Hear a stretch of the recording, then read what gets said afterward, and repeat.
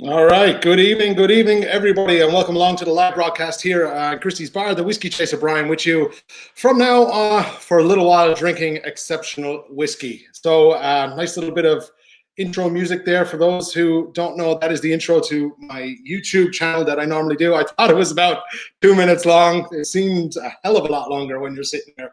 But anyway, I do hope that everybody's doing well on this Saturday evening. And wow, what a show and what a live broadcast that we have bringing you tonight. Quite possibly the last one from inside here with this beautiful backdrop in Christie's. As you all are, I'm sure, very aware at this stage, the current restrictions and guidelines around coronavirus and social distancing and pub closures are due to come to an end on Monday, and which means that there is going to be a lot more action in around here. Now, we're not sure yet. Can we open this up and do anything kind of funky and fun with the current backdrop? But anyway, we'll see how things pan out.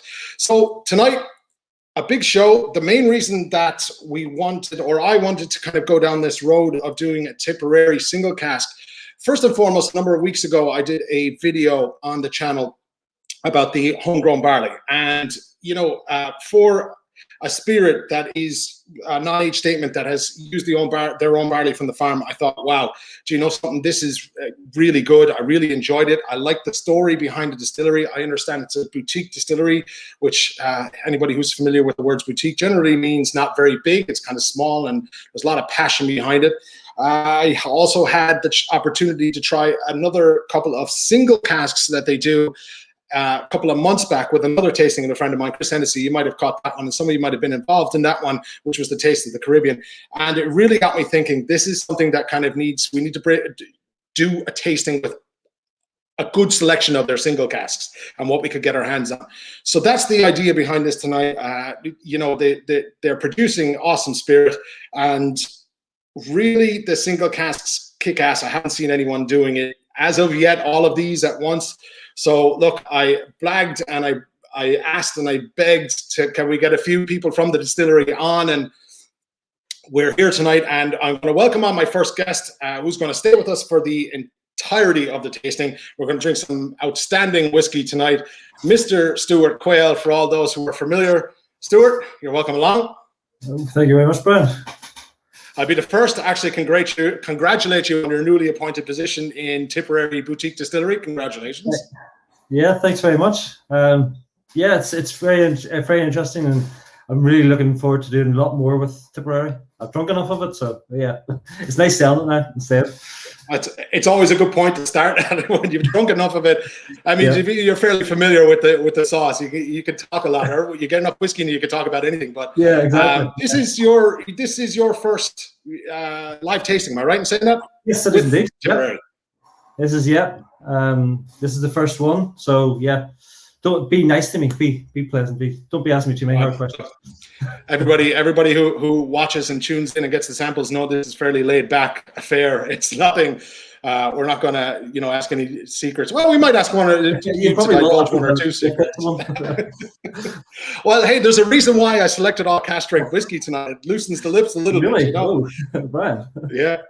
So tell us a little bit about your new role at Tipperary. Yeah, I've been lucky enough now. So for those who don't know me, strictly as I said, I was the newest member of the Tipperary family. Most of my people who know me from Mulligan's, which I worked in the bar for a long time. And then I moved to the whiskey shop. So from there, of course, knew about whiskies, was along with Michael and the team there, which was great. But you need to know a lot more about whiskies, and I really got into it then. Love Tipperary, love doing tastings with them. Was kind of my one that I love to sell. Everybody has a kind of favorite whiskey in the shop, and that was kind of my one. One of the things that some of the members of staff and I used to do was if I was at the till away from the other members, if they sold a bottle, like, don't tell him you're selling a bottle. He doesn't like it. I was like, what's going on? So I was shouting across the shop going, don't tell me, how many's left? There's 10 there. Oh, that's okay. We can sell 5 because I need 5 for tonight. And this was always a big joke going on in the shop. most of the time it was actually a great thing, because people who weren't looking at the whiskey, they went, what are they talking about? So went over to it and either picked up 1 or 2 bottles in. So it kind of went off the shelves, but yeah, it was beautiful. Of course, we're all hit by COVID then, so the shop had to shut down. We were doing a lot of tastings online and things like that. But yeah, the job opportunity came up, and it was actually my boss put me up for it. Michael put me forward for it, and went through the interviews, and then got the final interview and got a phone call saying, "Yep, when can you start?" I was as shocked as anybody. But yeah, that was me on board, and I've been there for, is it 4 weeks now? So yeah. Yeah. And you have a really strong, thick Tipperary accent, so you fit right into the whole, the whole ambience, the whole idea of the company. So nice to see, nice to see. And how's it going? How are they treating you there? Are you getting on well? Yeah. Okay. So your duties, your role as working in the distillery. Give us just a brief overview. Of the overview, at the moment, I'm working from home at the moment because of the restrictions and everything else. We can't really do very much travel, but of course everything's going to be lifted now. But it will be, my title is Global Sales and Marketing Manager. So a lot of overseas, but of course Irish as well. It's, yeah, like glorified kind of sales rep, but a lot more to it. A lot more to it. Yeah. So there's a lot of, and a few tastings thrown in for good measure. Oh yeah, of course, yeah. That's the good part of it. That's the bonus of a Saturday night. I've got to sample all these first, I'm sorry. Yeah. So now there's not only yourself, but there was another appointment to a new position within the distillery as well. Yeah. And this one I kind of had to beg and make a couple of phone calls and I try and get 20, 30 minutes of his time, because as you said, he's just incredibly busy getting things up and running. So we have him here for a few minutes. The brand new distiller. We'll welcome in Pot Still Will to the show for this evening. How are you doing? How's guys? How are you keeping? Well. Very, very good. Very good. We were just after getting a haircut talking before. What was that? We were talking before we all kind of went live, and you were saying you're chancing your hand at a few bits of DIY this evening, and you're kind of. Oh yeah, I'm. What am I today? I'm sort of playing a bit of plumbing, bit of finishing, a bit of carpentry and tiling probably later on. Let's see. All depends on. It depends on how far I get down that bottle. No, to be honest, I'm going to be taking it easy because I just I've a clatter of stuff. I'm trying to get, I'm living in Cashel during the week, so I'm here back home at the weekends. So I've a schedule this length of stuff to do at the weekends. So it's crazy. I'm living in pure chaos at the moment, which is great crack. What? That's not always a bad thing, Will. I mean, that does keep you on your toes from time to time. Oh, absolutely. Oh no, it's definitely it's yeah. Like Well, let me be the first to actually congratulate you on the position of distiller within Tipperary Distillery. Yeah, I'm loving it. I have to say, I came along. I was doing whiskey tastings for years, and I was always. It's sort of like you have. Let's see, if you equated it to sort of a car dealership, you got the guys at the front doing the car sales and all that stuff. I always wanted to be in the back, tuning the engines and taking them for test drives and stuff like that, And that's what I've gotten. Stewart is the one that's at the front trying to do the sales end of it, which is, like, in fairness, if he doesn't do his work, I've no work, Yeah. So that's that, and that is it's a hard job. Like, it's true. I'd say you've heard me, like, I'm not one to be putting out in front of customers sometimes. Generally speaking, what I found from time to time in life is that there is a certain position that suits everyone, and then there's a position that doesn't really suit people within a business. But it's nice to know that you know your place. Oh yeah. I'd say I'd have a face for radio. Oh, that's a very good. That's a saying that I often use, actually. My mother always said I have a lovely face for radio. Yeah. So give us a run through of your kind of. I know we were chatting during the week on the phone there, and I was a little bit surprised to hear that you've only kind of recently started distilling within Tipperary full time, would say, in the process. Give us a little bit of a rundown of your daily operations.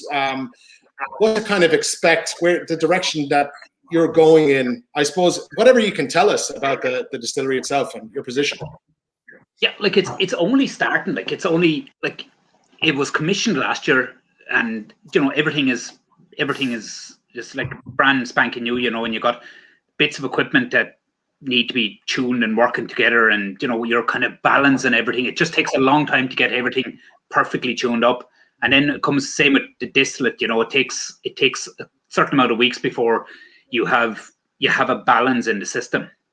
And once that all balances out, we'll be all good. We'll be all set. You know, the same. You'll have a degree of consistency in knowing exactly what you're doing.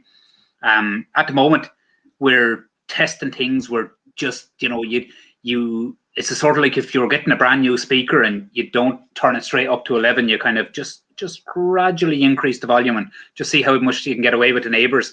At the moment, we don't have neighbors, so we could tune them out. But you know, we're there. We're trying different. You know, it's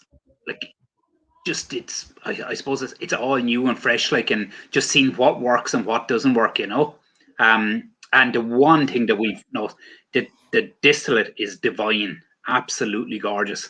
You know, and it's, you know, it's the combination of the homegrown barley and just, you know, as I was saying to somebody the other day, it's like if you go out and you buy was it probably yourself, Brian? You go along, you can go to any supermarket and buy supermarket bread. You know, you can go anywhere and you can get your regular loaf of bread, or you can go to a bakery and you can get their homemade bread. Now, and the thing about it is, each loaf might look a little bit different. There might be corner might be a little bit, you know, different on a loaf or whatever it is, but you won't get the exact same thing, copy and paste. You try and get as much things as close as possible, so you got a distinct kind of style or flavor. But because it is so unique, you know, like it'll be, if you look at it, like what we're doing this year, the barley 2021, that was 2020's barley malted. So, you know, when you look at it, these will be vintages. Each field, you can't grow the same barley in the same field the next year because you have to rotate crops. But then the rotational crops could be used. You know, you've got changes of things over the years. You've seen when you go onto the QR code and you can see what the weather was like, what the humidity and everything like was on the day that was sown, the day that was reaped, and you know, these things change seasonally and yearly. So you will have with the distillery, everything will be basically, it'll be like having a different vintage each year. And you know, I'd love to see, and I've never seen it happen, like, you know, where you could have say a 2023 vintage. You know, that was a class year for the Tipperary vintage. You know, imagine having your what do you call it? What's that? It was a Montcroft, whatever, the wine, the really expensive wine with different vintages. You got certain ones that are just class. You lost me there because I don't drink wine. I'm technically speaking, I'm not allowed to drink wine anymore. You know who I'm talking about, Stewart, do you? Yeah, I know what you're saying. Yeah, you get imports as well. Certain vintages is actually, I'd be a fan of, like, say 1970 was a great year for port apparently, sure. So you know, I was looking out. So I ended up I had a couple of bottles of wine here that I got from my sister, and that's how I was looking at things. Was just trying to find vintages. Apparently, the year she was born wasn't a great year for port or sherry, but you know, it wasn't 1970, by the way, just in case she wasn't born in 1970. Tina, if you're watching, I know you weren't born in 1970. You weren't even a twinkle in the father's eye or the mother's eye. You know. Anyway, get it back. Little bit of a sidetrack there, yeah. All right. That's why. Yeah, you should have been at some of my tastings. Yeah, they can go sideways. But that's the best thing about it, and especially you pour a little bit of whiskey on it, and it's like a flower. It just grows whatever, and some flowers grow off skew a little bit. It's all right. They have branches. Oh yeah. But technically, there's that trees. I forget. I haven't even drank it. And I'm talking, right? Yeah. Are you going with the mug? The mug, you know, the kind of a. You know. So in terms of, you said the distillate coming out of there is phenomenal. You're given free reign. I mean, I know Stewart Nickerson has a big part to play within the whole. He is one of the CEOs. Sorry, I might have that wrong there. He's one of the founders anyway of the distillery. I know that. But is there, at the end of the day, a certain specific style that you're aiming to go towards, or have you been given free reign? Oh no! Like we're dealing with malt at the moment, and it's just, you know, you're looking at. We're not going down the road of, you know, we're trying to get 415 liters of pure alcohol per ton of barley, you know, because it's not possible to do that on a small scale, you know, because there's so many factors come into it. What you're doing is you're aiming for the best quality you can produce, and that's the great thing. You've got there's so much variables to play around with, you know. If you're doing tens of thousands of liters, you can kind of homogenize a lot of things. But when you're doing very, very small things, you'll have variables that will be virtually impossible to replicate each time. So what you're doing is you're aiming to get the best you can get, you know, and that's what is it, like it's so artisan, you know. It's just as you say, boutique. Like it is purely as boutique, you know. You're just, you know, it's like, yeah, it's just it's a phenomenal. I'm so happy to get the opportunity to do it at this scale. Like I just imagine when I got qualified, I would have been going into, you know, probably a bit, you know, I didn't imagine moving away from Wexford to find it. But when this came up, I couldn't pass the opportunity, you know, just to get, like, it's not, you're not working in one department, you're working across the board, so you can have a little bit of a factor in everything, you know. And like, sure, Stewart was out there the other day and hopped into mash tun and mucked it out, like totally inappropriate footwear and stuff like that. You know, it was tell me the global sales marketing manager got into it and started mucking it out. Well, that's the great thing. Yeah. Because it's so small, people literally get mucked in, you know. Things need to be done, you do them, you know. Like, and it's that sort of thing. Like, if somebody comes in, like, you know, I'm sure, like, there'll be lads roped in left, right, and centre, you know. Like poor Liam, nearly every day he arrives, he has a job to do, you know. There's something that's being grabbed, and I don't have a forklift license at the moment, so I have to get Jennifer. Jennifer is on call to do any movements because for the forklift, because I can't, like, literally I don't have a ticket for one, you know. I chance it, like, if I was at home, I'd have a family run business where everyone is literally really technical. Yeah, everybody's getting involved. It doesn't make the difference. And then we'll have, you know, we've had the dog arrived here the other day as well. Like, and I think every distillery has to have a dog as well, you know. And the dog just chilled off. Like, remember, Stewart, he just chilled there, lovely. You know? That's great. You know, it's great. It's really, I know. Yeah. I follow Jennifer on a couple of different platforms. She also trains dogs. I came to find out not so long ago, and that's kind of cool. So you can see any cool tricks around there. We're deviating a small bit, but sure, why not? Yeah. There's actually a question here from Larry. I don't know if you can see that on your screen. No, Larry. I will. Larry Masuko, California. Can you share where you make the wash run cuts and how the heads and tails are managed to get the most flavor? Well, that an industry, is that a secret now on your side of things and don't want to divulge too much? Or it's double distilled, so you won't be doing wash cuts. You won't do cuts on a wash run. So you know, it's very. I won't go into where the heads and tails will be managed later on now, but, you know, like, Stewart knows a profile, and what we do is, like, literally it's like what they were doing years ago. You went down, you smell the liquid coming off the still, you kind of get to like, and then you stick a glass underneath it, you stick the glass to your nose. Geez, I like that. Will we wait for another second? And then we just say, oh no, that's just right, and then we just cut, you know. And that's the sort of thing you know, you just sometimes you say, geez, no, that's lovely now. And it just might be a little bit earlier than you'd normally cut, or might be a little bit later, but it's just at the time when you think, no, this is right. This is just perfect, you know? And that's what I love about it, you know, like, and like those variables, you know, it's small, it's got a small run, you know, you don't, because you can do that and you don't have an exact time, you're just looking at quality. You're saying, I'm happy now I'm not quite happy with it. I'm just happy now, and then we go with that, and then then we cut back, So what you're in there is what you feel is the best to go into the spirit, Yeah. It's incredibly hands-on. Like, it goes back to the whole thing of just nose, sight, and gut feeling. Yeah. Oh no, you're there. All right.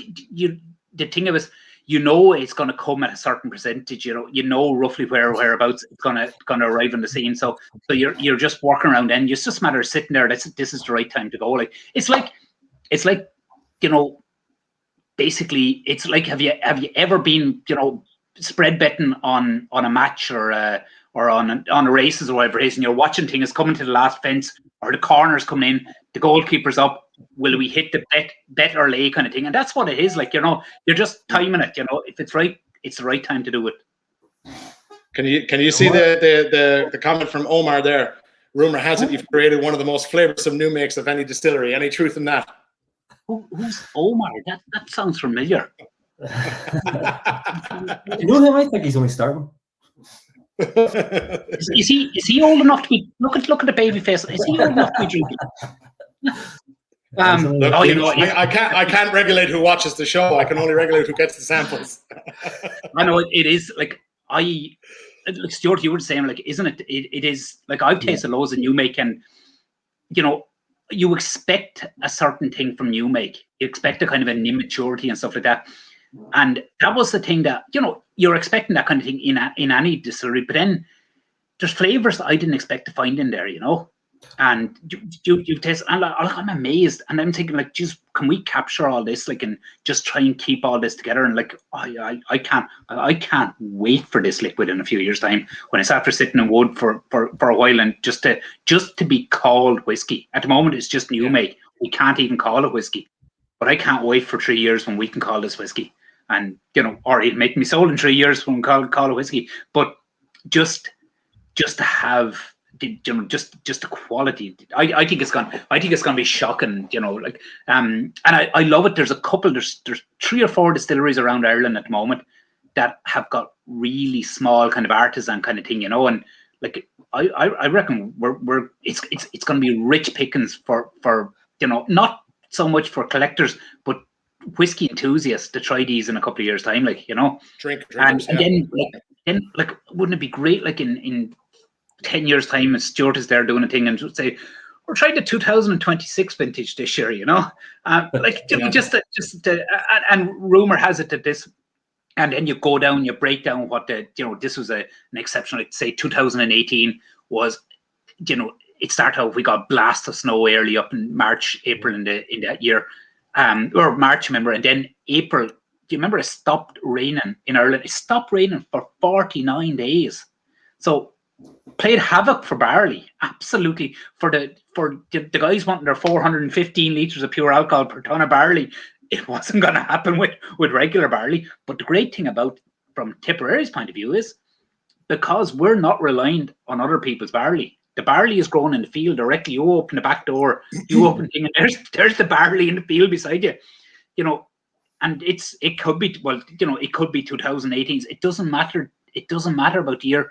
The barley is there, and all right, we won't get the 415 litres of pure alcohol on a year like 2018 if we get years like that. And unfortunately, global warming, or not global warming, climate change is going to be a factor. It's going to affect whiskey and everything, So we are going to have years like that. We're going to have 2018s again. Well, it won't be 2018. What I mean? Like, we'll have say a vintage like that.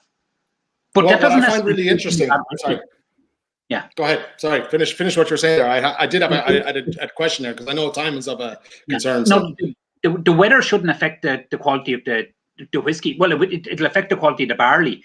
But if we can work around the barley, like, we're looking for flavors out of that barley. It's not just the sugar in it, it's the proteins, it's how the yeast interacts. See, you've got your yeast in the barley, you got your thing, but you've also got the yeast, the natural yeast from the farm is floating in there, And then we're cutting it down with the borehole is directly under the field of the borehole for the water is directly under the field of the barley. You couldn't get closer to home. When you open the front door, you actually can see the borehole. That's right. Yeah. That's the thing about it. It's incredible. So it is actually, in fact, it's true terroir, really. Oh, it's so terroir. Absolutely everything is there, you know. And even down to the homegrown barley is out of one single Riyaka cask. So and, I mean, and it'll be the distillate that'll be doing the talking in time as well, you know.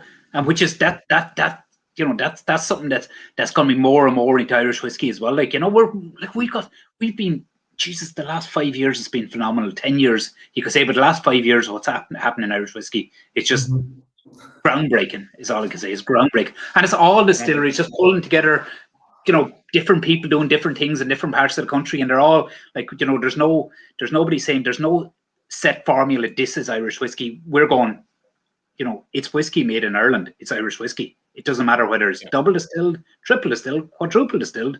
I don't know if you could do it 5 times, but whatever it is, it doesn't matter whether it's what you call it, peated or unpeated. You know, it like little things we could, you know, and because of the likes of timbers, we can use like mulberry. You know, guys, there's a couple of guys been using mulberry. We can use chestnut. We can use various other things.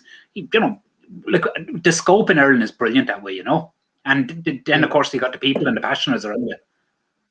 I was just going to say that the passion is incredible. I mean, amongst everyone, you know, it doesn't make a difference whether you're a distiller, or whether you're a bonder, a merchant, a fan, an enthusiast, a blogger, you know, in sales, in marketing. The passion is really kind of palpable. Everybody's really into it as well for our whiskey and whiskey in general. Like, it's not even Ireland, it's kind of all over the world as well. Whiskey's really booming, and a lot of people are knowing what they're talking about and getting really into it. That's inspiration from Mark going up there. Sir Mark was up there, was he? Mark Murphy. Mark Murphy up Mark there? Murphy, yeah. He was asking about your shoes a minute ago or something. There must be a joke there. Is it? Perfect footwear for a mash down there. Yeah. Thanks very much. I'm never going to live that down. Oh, yeah. But just real quick, Will, because we're going to have to move on a little bit to the tasting, and I know, like we said, we just kind of have you on to welcome me on board. And you were mentioning to me during the week that, you know, you are laying down currently. Just it's an incredibly tough and arduous process. You're getting one cask roughly a week, but your main focus is the distillate. It's not so much your different type of casks that you're trying to put in, but yet, I would say, correct? Yeah. Oh no, it's purely going to be distillate driven. That's, you know, and then you have, you know, you don't, you know, if you're producing a large quantities of everything this time or other, it'd be great to have you know, you can play around with numerous casks to have you know, have a sherry type, you know, bourbons, whatever you want to do. You could have hogsheads, you know, whatever sizes and this, that, and other, you know. But like, if you're not producing a huge amount, you want to have good distillate just to show this is your distillate, and then you have the, you know, the wood that's being produced in. Obviously, it has to be good quality as well, and it is good quality. Like, it's hard, you know, it's almost hard to get bad quality. I would say when it comes to barrels now, that, you know, the quality is brilliant. Like, you know, it's going to be distillate driven, and then there will be, obviously, there'll be cask finishes and stuff like that in the future. Oh, God only knows what's going to happen in the future, because as I say, it's you know, there is, you've got an open book on what you can play with in Ireland. Like, you know, it is great that way, you know. But yeah, I will say this, that your enthusiasm is genuinely infectious, because now I can't wait to see what comes from it. And I'd love to see kind of stuff coming from smaller boutique distilleries. And you know yourself, when we had a chat during the week about what's coming out of some of the smaller distilleries within Ireland, and it's just, you kind of have that little bit of an edge in today's market where you can kind of go off the beaten track and really focus on your distillate styles, or, you know, really focus on your production or distillation. And it's nice to see the direction you're heading in. And to be honest, I'm very excited for the future and what it holds. And you've hyped it up tremendously well. Oh, well, I tell you, if I wasn't involved in it, I would still be excited about it, you know, because, like, it's just, it's, you know, when I seen it, and this is what I was saying to somebody, like, these stills, you've seen the pictures of the stills, and they're little alembics, and they're 1,000 liters, 800 liter alembics. And here's the mad thing about it is they're produced in the likes of Portugal and wherever else they will be produced. But these guys don't really make whiskey. So I can imagine, like, if they go along and they decide, you know, just lads, these guys are, you know, Tipperary there in Killowen, they're making great whiskies and with great reputations about whiskey. Why don't we turn around to this? If they turn around to using their stills at the quality that these can produce, it's going to produce brilliant liquid. I've already tasted, there's DYC down in Spain, they're 10-year-old. Like, Spanish whiskey is top quality whiskey. So there's, if you could imagine that the smaller guys, smaller artisan producers in Portugal and other parts, I'd love to see that around Europe, more and more producers producing whiskey. Like, it doesn't have to be Ireland and Scotland either. Like, as long as we dominate the thing, it's great. Like, which we will. And, but it'd be lovely just to see that happening. But these are absolutely. We're still very much in early days in terms of where we are in the Irish whiskey industry. Of course, you have your big players that have been around for decades, and they'll always do their thing. But in terms of the kind of boutique distilleries, like I said, really exciting. And we haven't even, I don't even think we've scratched the surface yet. But here we are. Look at it. Like, you've all these guys producing the stuff. Like, if they weren't producing good whiskey, there'd be nobody. There'd be no small boutique distilleries producing, because like if the big producers didn't produce good quality, then people will never look at the small producers, obviously.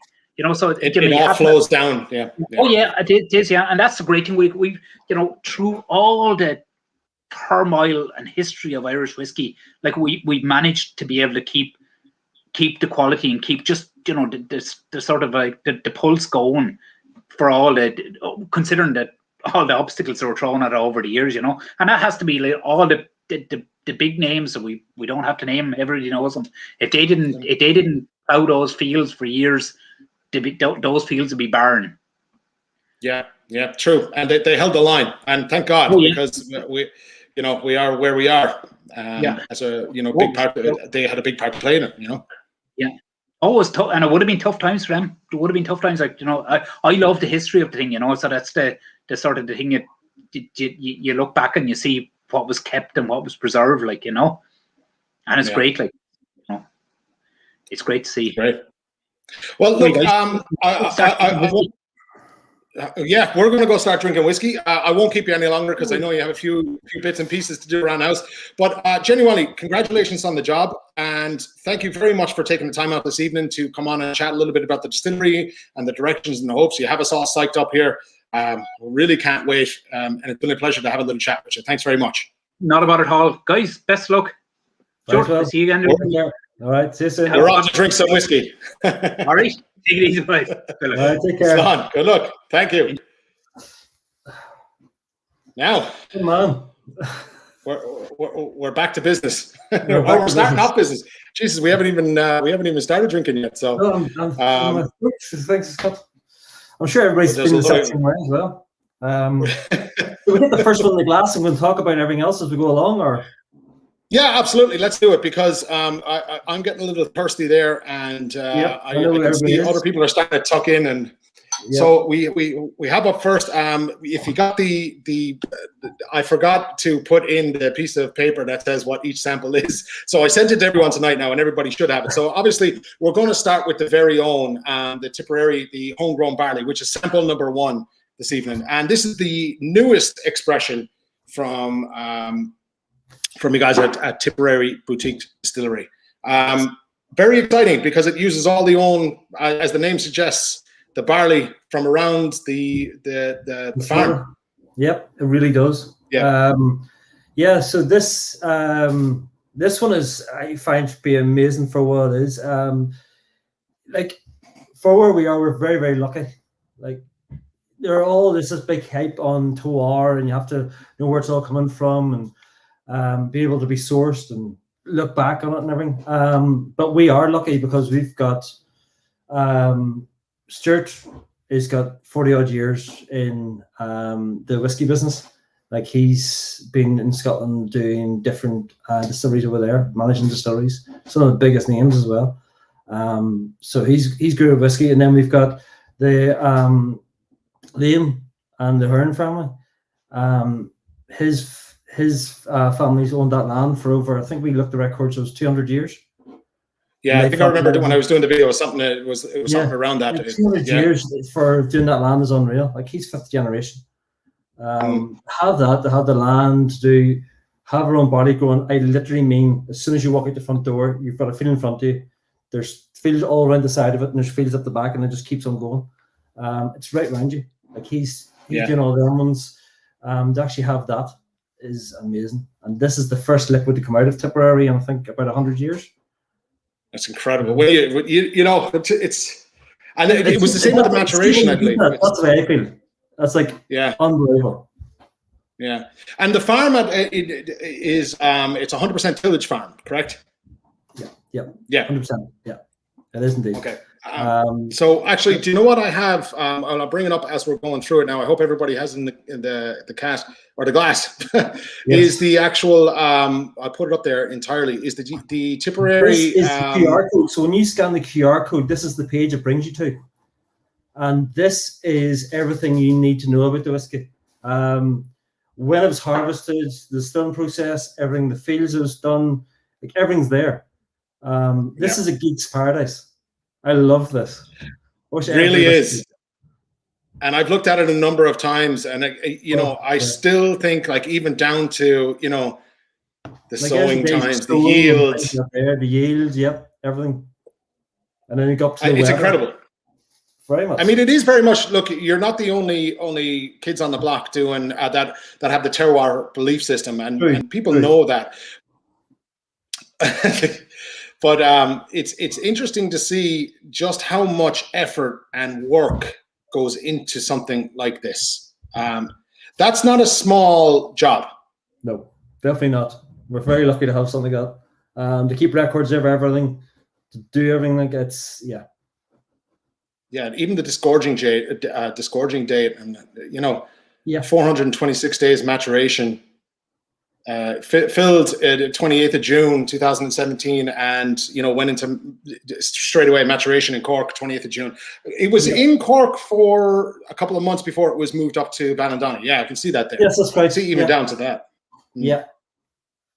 But try and be as transparent as possible through everything we can do. Like we try and show everybody everything. It's great to have it. It really is. But I mean, I think that is a huge thing in not only whiskey these days, but in all manner of business. I think complete transparency and open and honest with people really does gain a better reputation for the brand. And it's not just about reputation. And I made a mistake before about saying something like that. That it was all about, it was this idea that it was the best interest of a brand for their reputation to be completely transparent. But where I made the mistake was, like, people that genuinely want to be transparent. It's not just a marketing spiel. It is transparency.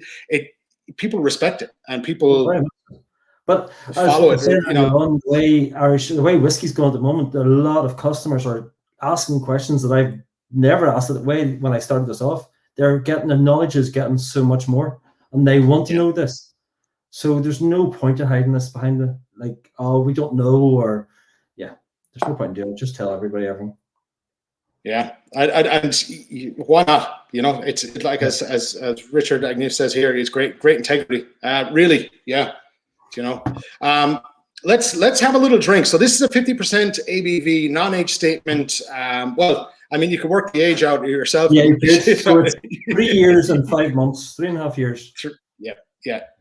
298 bottles, and about 85-ish euro, depending on the and depending on who you purchase it from. But aged in Riyaka. Aged in Riyaka, first fill of Riyaka, which was sourced from the bodegas of Faustino. Yeah. On the nose. It's just incredible. You do get the barley, but you get this sweetness. That's this lovely sweetness, and kind of. I like to think sometimes I get this oiliness off the nose, like this real heaviness. Right. To me, it's just the way it comes across sometimes. Pardon? I get sponge cake, that sweetness of sponge cake and red berries, and. Yeah, absolutely. I get barley, I get spice, I get even a hint of kind of creme brulee. Oh yeah, lovely. Yeah. It's a real lovely one, like For the age, it is lovely. Yeah. For it only being 50%, I think it is a phenomenal one. And for starting off that way, to actually have our own barley. So if this is what we're starting off on, imagine in a couple of years what it's going to be like.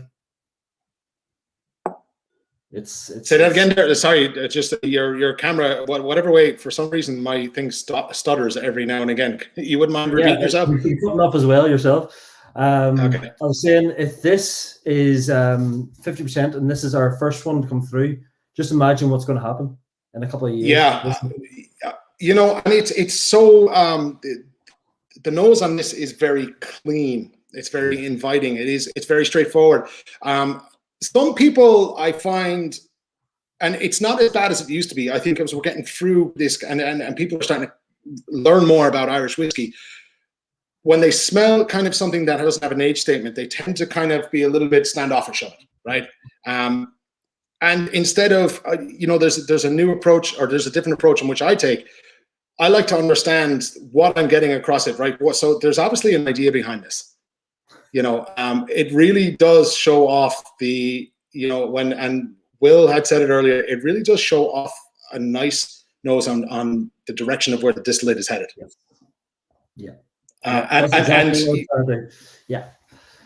We've, as I said, we brought out the single cask, which we'll try later on. But that was more about what the wood could do, about what we were looking at. We had different ages all the way through. It was a great way to get our name out there. But for the liquid and for what we were picking, yeah, this one is us. This is totally us. To have our own barley and everything else, it is one of the biggest things we're trying to push. So for starting off whiskey, I think this is a great way to start off. Oh, absolutely. And 50% ABV. Who doesn't like a bit of cask strength coming? Well, yes, we'll go up from there. Right, let's have a little drink, everyone. I know some people are well ahead of us, but Sláinte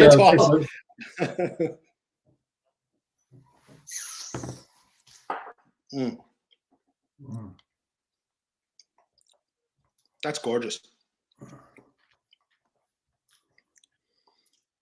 Yeah. Getting a little bit kind of a custardy palate, oily, spicy.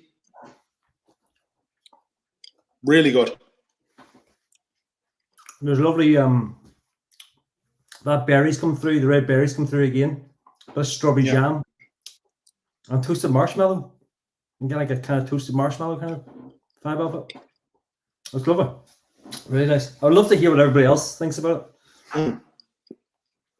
Put your comments down below, folks, and if you have any questions as well, we'll ask Stewart.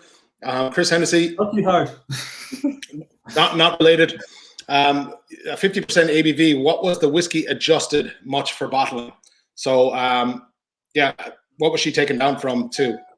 So this, I actually don't have the total what I was down from, but like that was what Will was saying before. This is our own water brought down to.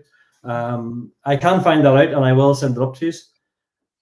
But as I said, these some of these questions I haven't asked myself yet. So. Well, I wasn't expecting that question, but you leave to Chris Hennessy anyway. That's the top one. Chris always answers. Make his sweat. Always Chris. Always Chris. Like, I'm 4 weeks in the job, Chris. Come on, give me a break here, man. Yeah, it was. The whiskey was adjusted from a lot to a little less. No, there's not exactly a technical water that on the front. Yeah, they're the own water. So true terroir, actually, and exactly. You know, there's a bit of contention around that. And I wanted to kind of make that point. You know, what does define terroir? And I think it depends really. But I mean, what you guys are doing, you're pulling it from one cask to the same cask and from field. You're distilling. Well, that was another thing I actually meant to ask, and I kind of got away from myself. But I'll come back to it in a second. But you know, it's your own barley. Yep. It's your own water. You're not you didn't distill this in your own distillery. Where can you tell us where that was? The distillation took place. I can say that it was further south. Okay. I figured there was probably not gonna. I wasn't gonna get too far with that one. But no. Like I said, it's most people know where it's from. Just that my lips have been told to be sealed. But no, look, we've used the distillery before when we started off. It was West Cork. Okay. That's what we used the liquids for at the start. But the only thing was with that, Stewart actually did the distilling, so he was actually down there, doing the cuts, doing everything else. So we actually made our own whiskey down there. Stewart did that down in West Cork, but we can't say that was our own liquid because it was made in a different distillery. So Stewart was there from the process right through. He put everything else. He did cuts and everything else. But yeah, we can't by law we can't say it's our liquid because it was made in a different distillery. I think we all kind of know what it is, and a bit of a, I don't mind saying this, I think it's a bit of a silly law, but like, I mean, you had your own distiller. Stewart was down there doing it. I think it qualifies, but I didn't write the book. You see, that's the thing, it doesn't. It's one of them things. But yeah, look, it's what it is. We don't mind telling people. We just wanted to shout it from the rooftops. Yeah. Jam custard. And then, understandably, I do look forward to seeing what, Will is working on down there and what's coming next for the distillery, because I have a funny feeling. I know, and I tried a few of these already. I know what kind of whiskey and there's a key component that's going to stand out towards the end. I think that we're going to find in each of these. Yes. But again, with these, when we actually have our own liquid going into it from the barley, these will change out again. Do you know what I mean? So it's not, this is just a one-off run. We will do different casks. We will do single casks again. But again, when there's our own liquid going into it, it's going to be phenomenal. It really is. I was very lucky when I was down with Will on Monday. I got trying the new make down there. And I always say, if it's there's a very famous distiller said to me many years ago when I was starting off, if it's amazing going in, before it goes into the cask, if it's good, it's going to be amazing coming out. And that was Mr. Noel Sweeney said that to me, and like, he's absolute master of what he does. But yeah, he's true. And when I tried this, I just knew it was just phenomenal. Yeah. And it's funny because I heard a different saying and had a couple of curse words in it, but it was the exact same kind of premise. It's not something you forget quite easily, though. No. To be fair. I was only about a year into the business. I was working in Mulligan's, and he was actually in for a meeting, and we're talking about different whiskies. And he said that to me. It just stuck with me. I was like, yeah. It all starts with the barley. Yeah, that's exactly. So that was the first one of the evening, the Tipperary single malt homegrown barley first fill ex-Riyaka casks. Railway line was the field, and of course I sent everybody on the link there. I'll just pop it into the chat. So if you wanted to have a look at it yourself, you can. You can geek out as much as you want. Yeah. So there you go. Now that's in the chat there, and I think it's an excellent it's an excellent whiskey. It's the price point for the alcohol and everything else, and for what it is, I think it's a phenomenal one. It really is something different. Yeah, it's great. I love that. Look, don't be too shy.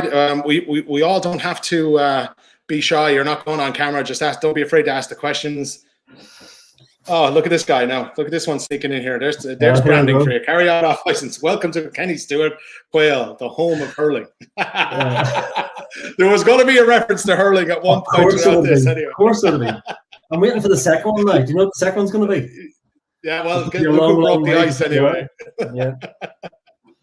Nice. Fair play, John. I have to get that one in. Okay, shall we move on to the second one then? Yep.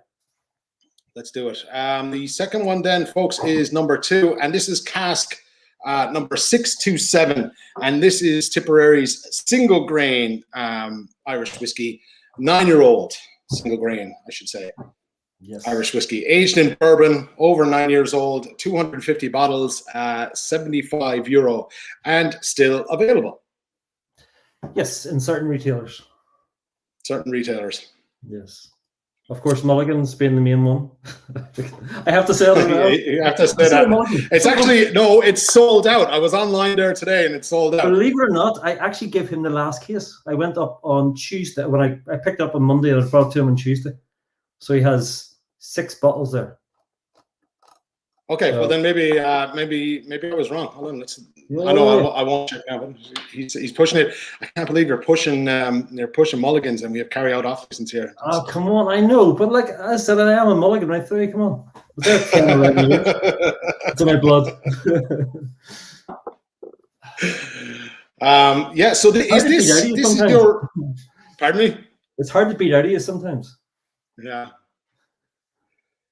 Well, you had a lot of history there, so Yeah, yeah. Old dog, new tricks, and that kind of thing. Oh, very much so. So this is an interesting one.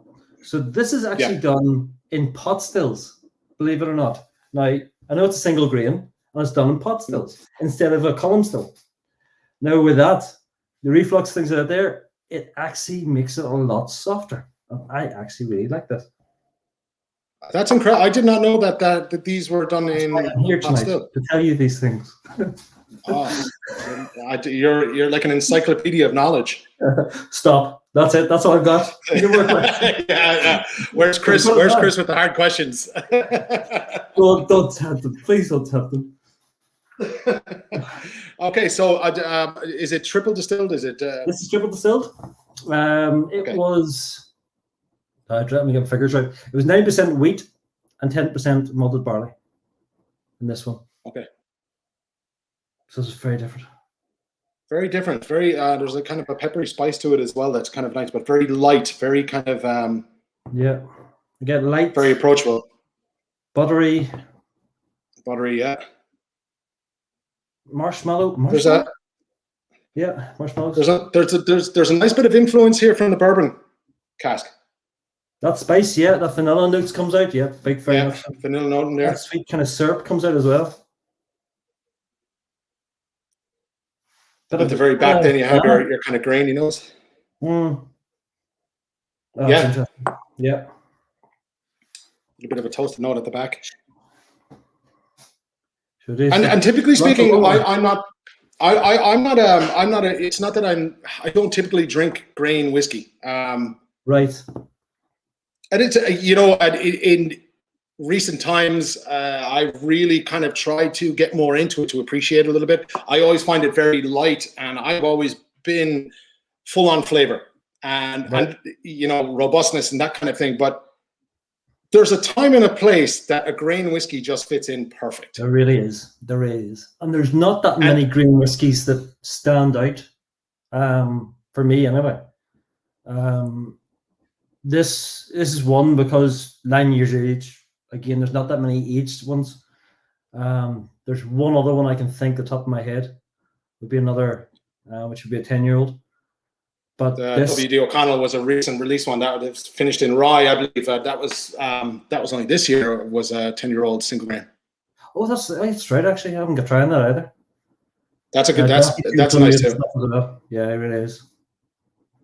But yeah, let's see. Concours, typical grain nose, but way mellower and rounder on the palate.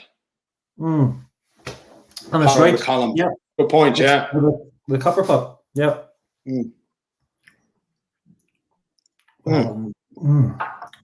Lovely big spice there as well.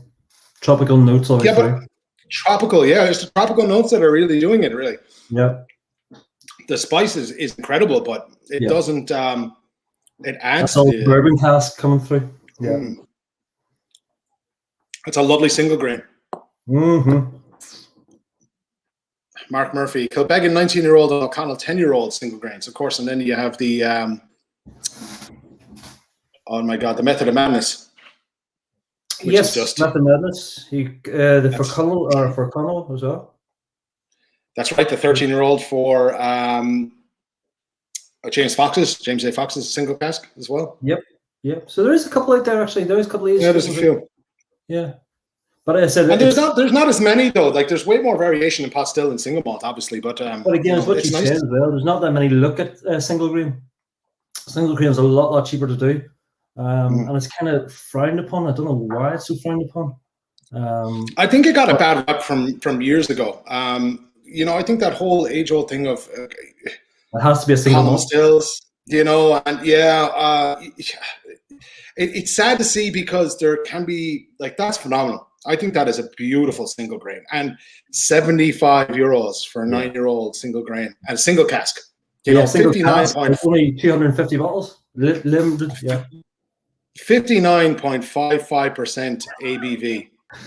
Nice kick. I mean, that's no wonder there's spice. Richard wants to know, there was a question there. How can I get samples to Ontario? It's look, unfortunately, it's from us here in Christie's Bar that generally organize these tastings, and shipping liquids outside of Ireland is really, really hard to do, because and really expensive. You could get confiscated, and you know. If you go to some of your bigger supplier, like of course, as I said, I'm going to say Mulligan's again. We say Mulligan's. Who else has it in? I think Irish Malt still have it in. Celtic. The single grain. Celtic has some in, yeah. So they ship. So we'll actually get in contact with them and see if they're shipping to the States at the moment. Because I know. So there you go, Richard. Either Mulligan's or Celtic Whiskey Shop, and they have international shipping. I know it's really funny. It's really messed up in the States. Well, it's not messed up. It's just totally different, I suppose. I'll keep on saying we Mulligan's did. I slipped up again. Mulligan's did ship to the States, but with the whole COVID thing, everything shut down. So I think it's starting up again. I think Celtic was the same for a while. So I think everything's starting up again to ship. But as I said, drop them a line and they'll be able to tell you more. Cool. Clonakilty is a single grain. That's right, Clonakilty, yeah. But there's no. I forgot about that one. There's a lovely kind of at the end of the glass now. There's a lovely, very obvious vanilla nose to it. Kind of getting it a little bit more now that it's sitting in the glass just that little bit longer. It's fudge as well. You get fudge sticks.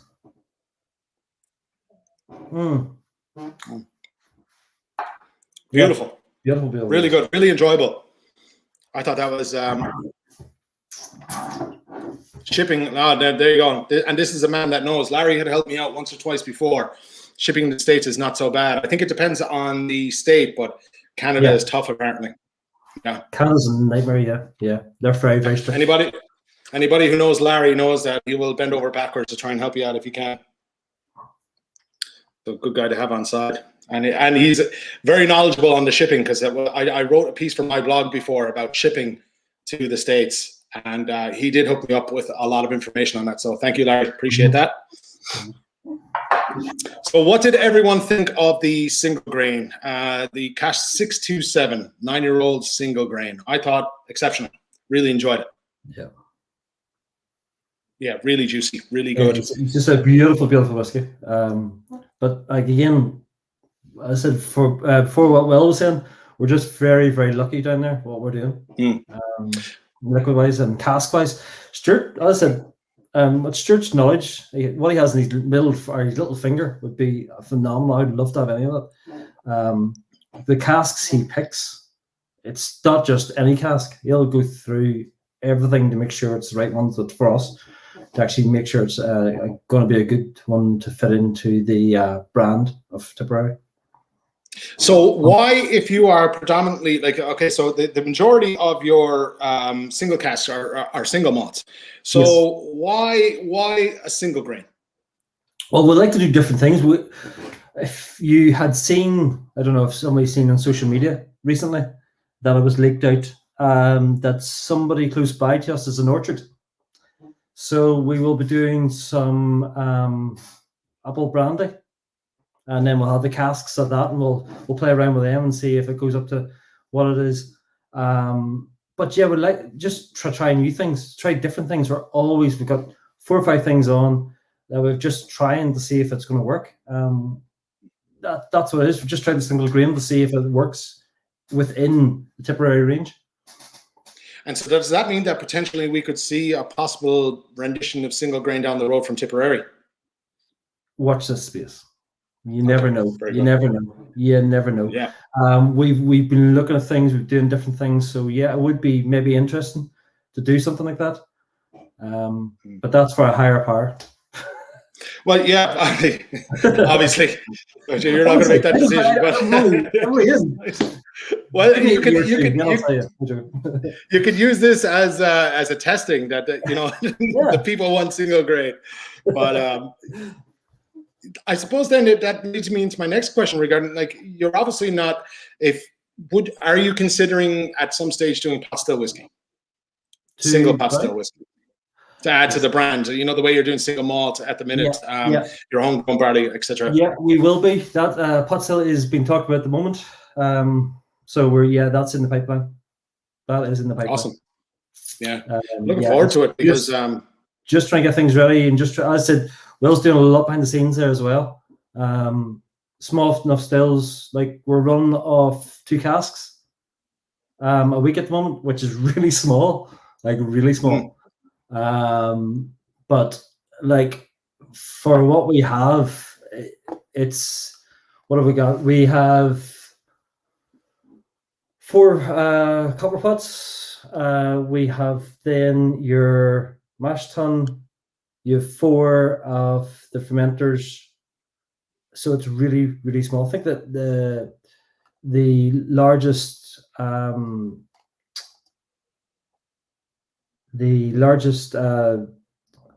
was going to say fermenters, not the fermenter. The largest still we have there is about, I think, 1,000 liters. That's it. 1,000 liters, yeah. That's it. It's small compared to some, really small. But it's boutique. And it's craft. Boutique. It is. It's so craft. And people were saying to me, like, "What's boutique? Why are you saying you're so craft?" I was like, "What is this whole thing?" I was like, "Okay." The easiest thing to say to some people, do you remember when the whole craft beer thing happened? And it blew up. And they were all so boutique, and so it has to be craft, and it has to be done by that is us, but only in whiskey. Like literally everything, everybody's all hands on deck. Yeah, doesn't matter if you're bottling, doesn't matter if you're doing anything else. It's everybody's doing mucking in. Yeah, as was said earlier, mucking in. It's great. It's actually a great thing. Yeah, to use it. I was mucking out there. Yeah, but in the wrong shoes. Yeah, but sure, look, at least you got stuck in or you got mucked in or whatever. Well, yeah, I don't think I had an option. It was like, yep, do you want to do that way? I was like, yep, no problem. I don't mind, as long as it's a good way of learning. But yeah, sure. You see a load of diagrams, you see a load of tours and everything you go on, but when you actually work in a distillery, it's totally different. Absolutely totally different. Yeah. There's so much going on. And time is everything. So it was great. It was love it. Yeah, we actually have been meaning to do COVID. With COVID, it's been really difficult to do anything. Well, it's been possible to do anything. Let's face it. But I've been meaning to. There's so many distilleries that I want to get to, and all within a radius of Kilkenny, and it's just next to impossible. I'd love to see just. I know everybody gives the tour, but if you're kind of doing a video on it or something like that, you kind of get a little bit more behind the scenes and stuff like that. And yeah. I can't wait to get back to that sort of normality where people are going in, you get to put your hand on the pot still and feel the warmth and smell it. And, it's just a different animal. But anyway, so dreams. We're talking about dreams now, not so much whiskey. Dreams. Will we move on to the third one? I think we're chomping at the bit here. We're making good time. So that's okay. Let's see. Mark Murphy, a tip pot still would be a major hit. Oh, yeah. And that man would know. I'm nearly sure he's going to be coming on board very soon. Work for Tip. He's every night you see him on Twitter. He's always having a tip class or having something to do. He started up Tip Thursdays, which Tip Thursdays. He had Tip Thursdays for a while. Yeah, he was going well. But yeah, Mark, great guy. Like we've known each other from the bar. So. I want to check actually and see because I think if it's the name, I think I met him today actually to give him his samples. Yes, you did. You did. Yeah. Oh yeah, you did. You put me in touch. Yes, yeah. Nice. Yeah. Nice. Quick little chat there. He blames me for everything. I don't know why he blames me. I just give him samples. I'm starting to get a different impression of you now. All of a sudden, Stewart. Well, on the phone. Have some more. But yeah, Mark Murphy, he's excited about. He actually was telling me earlier he never tried he didn't get a chance to try the homegrown barley, but he's tried the majority of everything else. So yeah, I thought he had tried that. That's interesting. It was the other single cask. I can't remember which one he had mentioned to me, but yes, you did, Brian. Yeah, sorry, Mark. I told you earlier, I have the memory of a sieve. I don't retain information well until it's actually bet into me. So my apologies, but yeah, there we have it. Okay, let's keep it. We'll keep the train moving then, and we'll go on to number 3. Everybody knows us as the Riyaka. So 103. Riyaka. The Riyaka Cask. Riyaka Cask. Now, this was initially sherry butt. It was. Correct? It was sherry butt for 9 years.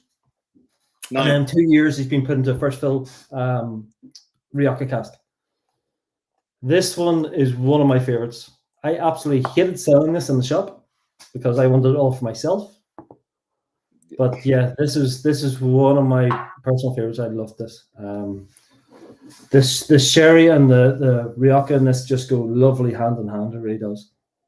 It's quite nice. Quite sweet nose. Really kind of rounded. Really great a bit of body. Mm-hmm. Loads of flavors. It's bordering on the quite complex side of things. This is 57.35. Oh, that reminds me, now that you say that, if anybody wants to add a bit of water to their sample, feel free to. You're cheating. I'm joking. I'm not going to. I don't generally add water to the whiskey, but for some people, a couple of drops, yeah, lots of flavors a lot. They really do. I never forget. It doesn't last that long in my glass. That's the problem. Yes. Yeah, same here. It's gone. Yeah, there might be a hole in my glass. I'm not entirely sure, but yeah, the way I usually do it is, or the way I usually tell people is, enjoy the whiskey the way it's made. So try it at full strength first, and if you find it too much, leave a bit in the bottom, add water, and then try it again. If it changes, then you know the next time you're not spoiling the whole whiskey. If you put too much in, you're not spoiling the whole whiskey or anything else, and you'll know for next time. Because when you put that water in, you can't take it back out again. Only add a couple of drops. I've saw guys going in and they go, "Oh, I had water." Half the glass goes in, and you go, "Oh, Jesus Christ." Okay, yep, whatever. What's too much water in that now? I'm looking, what do you want me to do? Give you a different whiskey? What's happening here? I can't do anything with that, sir. Sorry. Well, I have seen, obviously being in the vicinity of bars and doing whiskey tastings all the time, and you tell someone maybe you should maybe you should add a bit of water, and the bottle is opened, and then it's like, oh Jesus Christ! I didn't. I said, where do you go after that? Is that enough? Yeah, no, you nailed that. Yeah, let me know how that works out. I say nothing. I just walk away. So many times I saw it. So many times. It's funny. So I always say only add a couple of drops of water. Only a couple of drops. That's all. If you want to. Now, Larry says, can you describe how Stewart sorts through casks? How do you decide what to get? There's obviously a particular type that you're looking for. Yeah, as I said, like the knowledge that Stewart has is phenomenal. But he's 40 odd years at this. He's got his own way of doing things. He just knows when a good cask is there. And he's got a great relationship with a lot of different places over in Spain, where we're getting casks, and even in America where we get our bourbon casks from. So all them connections, he knows exactly what he's looking for. So he's got his own methods. I haven't saw him at work doing them yet. 4 weeks in, I haven't run the company as yet, but I will get there. But he's not. You were saying to me during the week, he's not there full time. He is kind of back. No, he's back and forth. He's still managing distilleries over there. He's got his own distillery over in Scotland. So he comes over to us. It's every other week. But he'd stay here for a week. But because Will's on board now, he will not have to be here so much. But the Jennifer Dixon and his daughter, everybody knows, is going to be away from September, so he's going to be more on board. Very good. Which will be interesting. Very good. It'll be good. It'll be good to have him on. He's in the industry years and years. I watched a very good interview. It was back in November between Words on Whiskey with Sergios and Jennifer. Yes. And she kind of went into the I've watched it a number of times now, and it's a great interview and great insight into the kind of, not so much the thinking, but the familyness and the closeness and the ideas behind the distillery. Jennifer grew up in a distillery, basically. Yeah. Imagine doing that, like just going from distillery to, oh, amazing. What a life. Well, from the outside looking in, I mean, that's a dream come true. I'm sure she might have thought maybe different at the time. I don't know, but I mean, I'm sure growing up in the distillery. Her background was taxes, so she went into accountancy and taxes and things. And then it was law tax or something, or I can't remember exactly off the top of my head, but I was like, she went into that, and then met Liam, came to Tipperary. He had a big, massive farming background. The two families just met, and it just made sense. Whiskey, and that's it.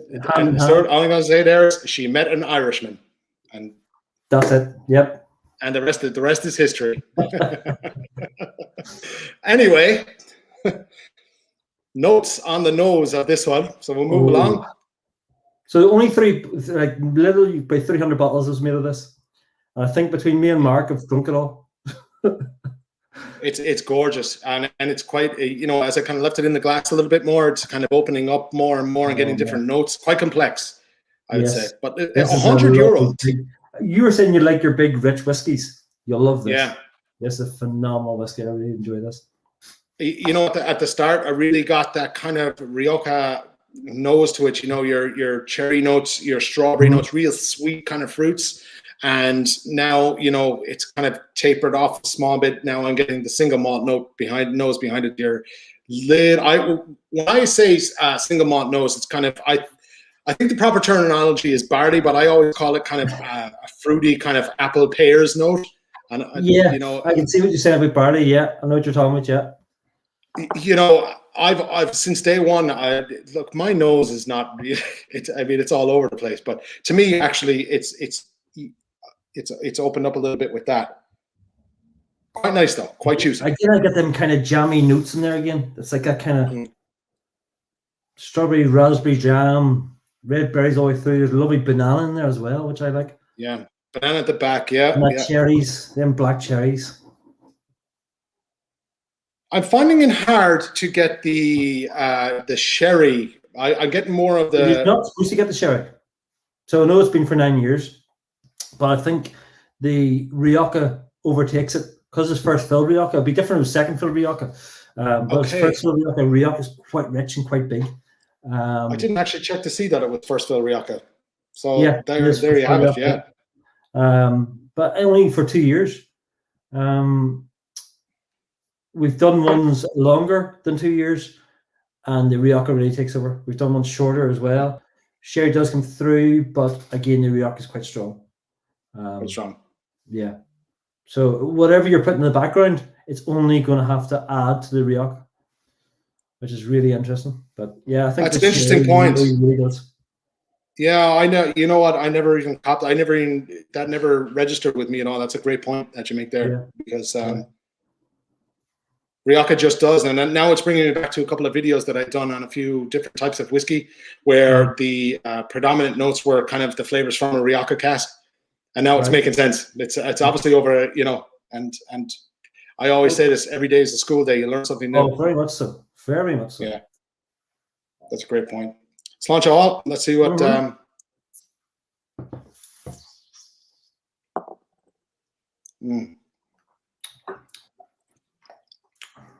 Oh, it's a wonderful job, isn't it? It's a hard job. Who's got to do it? Yeah, I absolutely find this phenomenal. Wow. It really is. That is outstanding.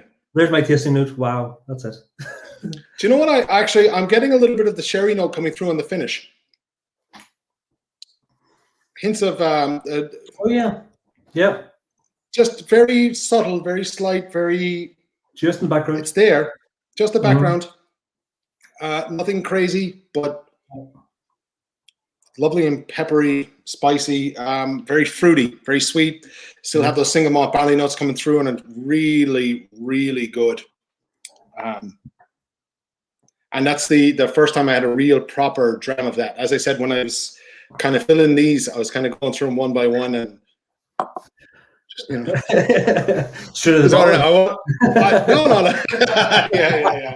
It's like Homer Simpson. One for you, one for me. I had to make sure. For everyone that was doing the tasting plan, I had to make sure that the whiskey was good. I mean, it was fresh and it was safe. Exactly. We'll stick to that. There's a lot of positive compliments about this one anyway. Good. Yeah. The strains, the sherry mustness. Oh, sorry, I clicked on the wrong one, but he makes a good point as well. Yeah, Connor's great. Yeah. Mark, you don't like this. This is not your favorite whiskey. You told me this before. You haven't drunk enough of it yet. A little bit different. I would say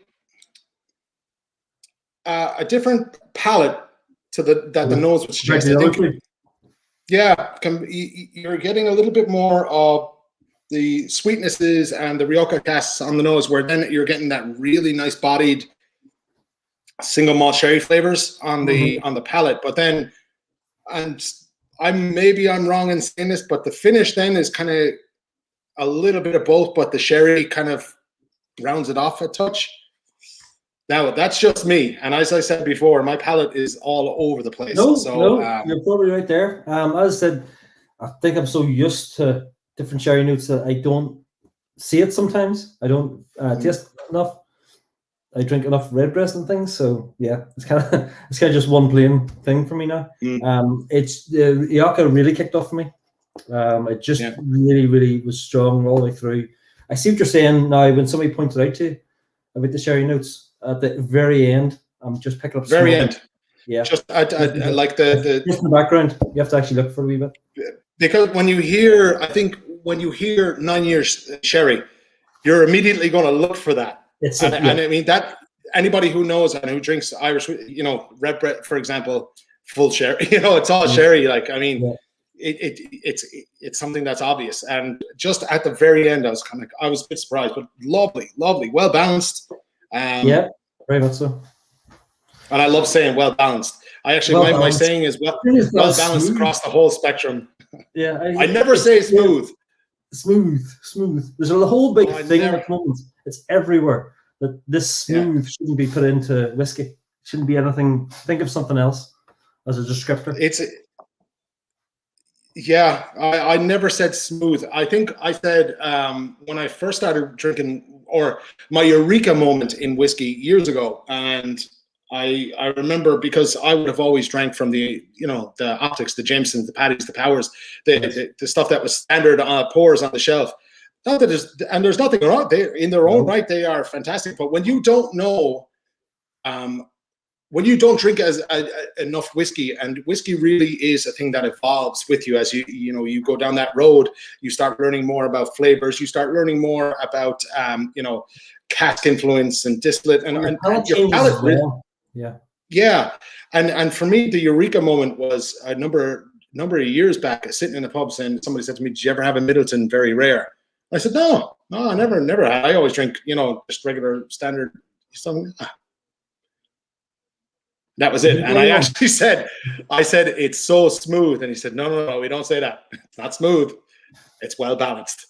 Well balanced. Exactly. Well balanced. Yeah. But that's There is. When was this? Okay. Bottled in 2020. So this is only. Yep. So there is. This is a year and a couple of months. Yeah. This is the 103. We had a.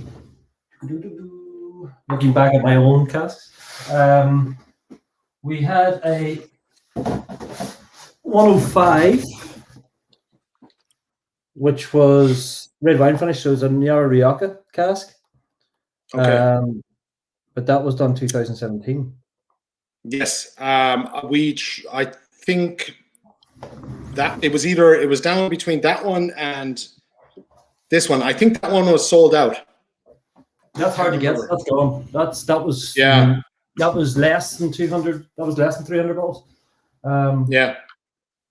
And I think that was actually done for. No, that wasn't that one. What was it? Was that one that was actually done for Whiskey Live? Ah, that's right. Now that you mentioned it, I did see that. Live. Yeah. Yeah.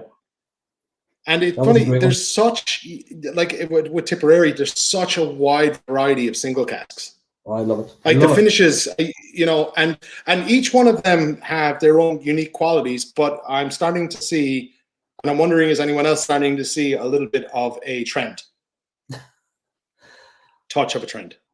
Touch of a trend. And I could be totally wrong, but I mean, I had thought about this before, but I could be wrong. Well, everybody kind of knows and why the name kind of blew up. You knew yourself. We started off, the very first bottle we had was the Rising. It was 11-year-old done in Riyaka Cask, bourbon and Riyaka. Very, very, you can't get for a little bit of money now. Some of the auctions, it goes for stupid money. And then we had our core range, which is our Watershed. It's our single malt. Lovely, soft, easy-bodied. It's just that lovely tropical fruits all the way through, lovely bit of spice, done in 6 different bourbon casks. So that's really nice. We had 10-year-old Knock Me Downs from the mountains, of course, named after them. We've done a bourbon cask again, a wee bit more richer. That's coming to the kind of the end now. That's okay. going to be right. Because we've got some of the new liquids coming through. We have our own barley coming through. So that's what we're going to really put our focus into. And rightly so. I mean, it's your own stuff, you know, from the farm. So, and not too far away from farm to glass, you know, technically speaking. But tell me this, if you can, is this stuff sourced from the same distillery, or have you branched out and tried a couple of different single casks from a couple of different distilleries? And if so, what are they? Right. Okay. How are we going to word this now? Don't put me in the spot or anything. We had used a distillery that we used before for some of the stuff, and some of the other things for the single casks. We went north of Dublin. That's all I can say. Double distilled or triple distilled? Some double, some triples. You see, I love that, and it's just oh, you're getting trading well, Stewart. Well. You have to keep it kind of guess, but most of everybody will know. Everybody kind of guess it from there.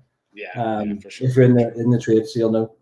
And you know, it's certainly not about where it comes from. I think more so, and what people tend to lose, especially in today's age, and I see it a lot on the Facebook groups, and you know, it's that with a lot of people. The first question is, where's it from? Yes. Right. Where does it come from?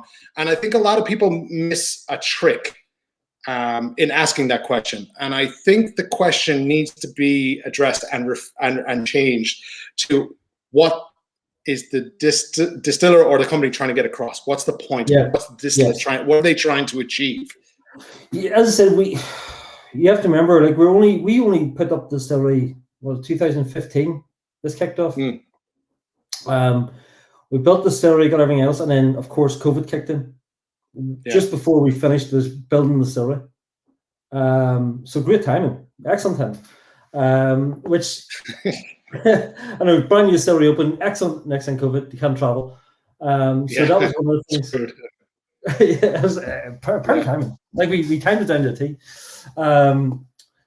But yeah, we had that done. We really wanted to push, as I said, the barley. We did everything for the fields and everything else, but to try and get the name out there and to try and, before the distillery was built and before everything else was going, we wanted, Irish whiskey was really taking off massively.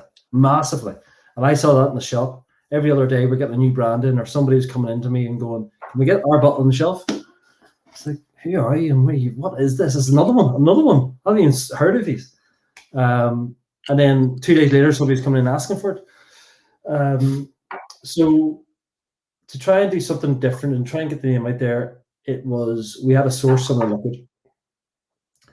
To do that, we were very lucky for places that we went to. As I said, we were down in West Cork, so we're lucky enough that Stewart was able to go down there and be there at every stage of it and put it right through. So it kind of was our liquid, but of course it's not our liquid. We can't say it is. So we're lucky that way. For his knowledge of the casks, for what we got, was amazing that way. We were able to put a product out on shelf for a decent price, and for people to actually give us a good follow while the homegrown barley was just getting ready, just aging away there.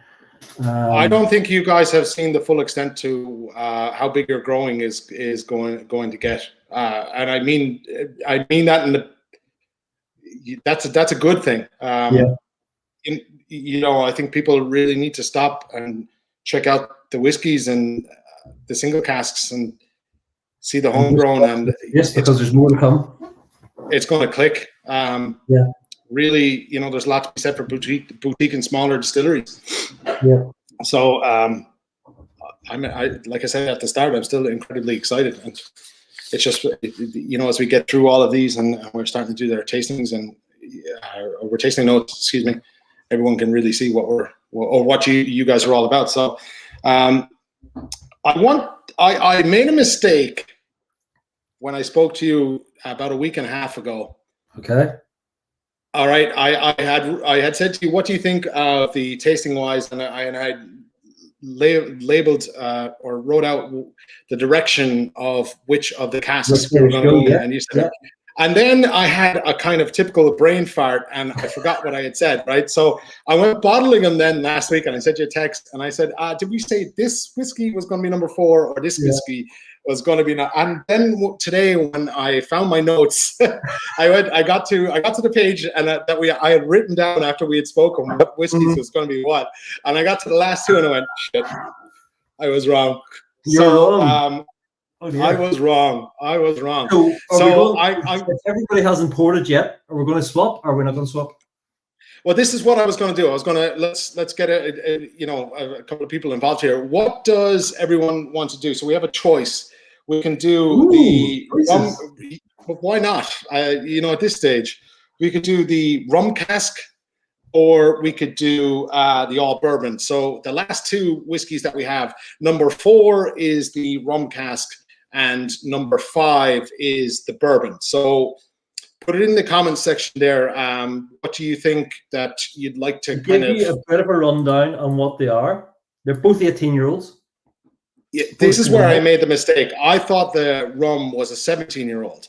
No, but in fact, what I didn't look at was the date that it was bottled. I looked at the date it was bottled. I know, it's a rookie move. It's a rookie move, and I put my hand. How many whiskeys did you have then? Not enough. We're getting there. So the bourbon cask is sitting at 48.6, and the rum cask is 55.83. So yourself, bourbon, that lovely big vanilla notes, lovely bit of spice. Where in the rum you got a lovely sweetness, and that kind of there's a lot more syrupy notes to it. If you want to finish in that, it's a great finisher. If you want to finish another one, yeah. But we'll leave it up to you. See what the fruits are like. We should put a foot and pull up. I wish you could do. Actually, that's one of the downfalls of this program. It's a great program for stuff like this, but you can't do a poll. Oh, you need a poll. I'd love to do a poll. Yeah, I need a poll. So Mark Murphy is, in fairness to Mark, he's actually on the ball here. He's saying bourbon last for definite. So and he's the only one that's actually that's typing in. So fair play. At least he's on the ball. Oh yeah. We'll give it another second. But so far the Oh, now he's changing. No preference. Oh dear. Oh, he just wants a whiskey. Yeah. He's just thirsty. That's all he is. It doesn't matter. Just up 9. I'm fucking down for a thirst. Then drink. So we have 50-50. I'll tell you what. Let's just stick with the original plan, and we'll move on to sample 4, which is the rum cask. Yeah. So we'll do the rum. So we're going to go with the lovely rum cask. Cask 142 rum. 142. And I did this one before with Chris Hennessy when he did the Taste of the Caribbean. Yes. And oh man, this is something else. I really like this now. Yeah, this is a different level now. Yeah, it is a different level, isn't it? It really is. Yeah, absolutely. You just get all those sweet notes. Yeah. So again, all the limited bottles. Again, I think it was only 205 bottles done of this. It's very limited. 203 is what I have, but that could be, That's, well, then I had to take my 2 bottles out. Yeah, so it was 203. That you got there now. Let me see. What do I have? Age entirely in Caribbean rum casks, 55.83%. Yeah. 130 euro. 18-year-old whiskey. 130 euro. Single malt. Yeah. 130 euro. I know a lot of 18s are hitting in the 150 to 200 mark. So for what it is, and for the limited number it is, Yeah. Well, when you look at it, right, so you have a cask strength Caribbean rum here, 18-year-old single cask at 130 euros. And then you bring in for example, off the top of my head, because I only drank it the other evening, was the Irishman 17. All sherry, single cask, phenomenal whiskey, 130 euros, 18-year-old, or 17-year-old, excuse me, younger. You start going down the road of looking at some of the 18-year-old Powers single casks, you're talking 300 plus. Oh, easy. Easy, without a shadow of doubt. Don't even get me started on the Redbreast, which is not, those two are single pot stills. They're obviously not single malts, but there's a lot to be said. I think it's very hard. Range then they're 18-year-olds as well. They're sitting the Teelings, the new Teelings range. Yes. They're 18s. They're sitting 135, 150. Depends where you go. Depends on where you go. Yeah. Yeah, they're all roughly in and around 150 and higher. But again, the Irishman, a phenomenal whiskey, amazing whiskey. But I think it's one of everybody's favorites. It's one of them. If you haven't tried, I tell this story. I tell this story often, and before they had won the what was it, the 2018 or was it 2019 Irish Whiskey Awards best single cask? I can't remember the exact title that they won. I remember buying it that year, and it was 95 euros. And then the following release, it was 130. And I was like, oh man. Yeah. I think the pricing structure and a lot of whiskey nowadays is starting to get a little bit too Irish. Yes. And some, not all now. And there is great value out there to be found. You really have to look for it. But I think the majority is getting very, very Irish. Yes. And this is not the first time I've talked about this, and we've done different debates on this. For anybody who's starting off now and releases something of age, their minimum price is 150 to 170 because there's age and it's a nice box and all this. And it's like, right, okay, that's fine, but like really, and I've tried some and I thought I wouldn't give this to anybody. It's not great. It's not ready. It's not yours. It's not liquid anyway, but it's not where you want to go. Where I can stand by every single one that we do. I've tried them all numerous times, and I just find every single one to be a different step. And it's phenomenal for what it is. But again, it comes down to Stewart and the casks. It's just what we got. There's so much trouble with it. I know, and that's even on the nose. It's just it's like there's a confectionery nose to it. Your obvious single malt kind of fruity notes behind it. yeah, that lovely like kind of warm honey. Yeah, there's not, for me, there's not much spice coming through on this. And I think that is not for me. That's my real kind of draw to rum finish casks. In saying that, there was one or two now that I thought were overly sweet. I didn't like, but this is beautiful. Really getting a confectionery nose. Very sweet, very fruity. Yes.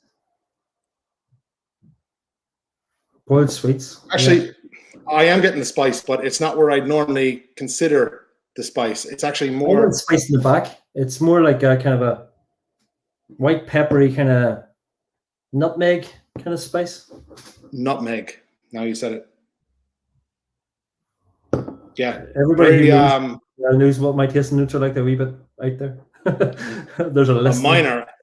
I mean, I don't know what is wrong with my palate or nose, but some days everything changes on a daily note, and it changes tremendously from the time that I do some notes at home versus when I'm in the surroundings of a pub. It's night and day. Yeah, and I'm like, what, man? Am I stupid or what? Depends what you drunk before. Yeah, there's loads of things. Yeah, loads of things. And I try not to, like, I wouldn't have a cup of coffee or anything when I came in here. Water. I was supping on a little bit of a pint of Guinness just to kind of keep me hydrated.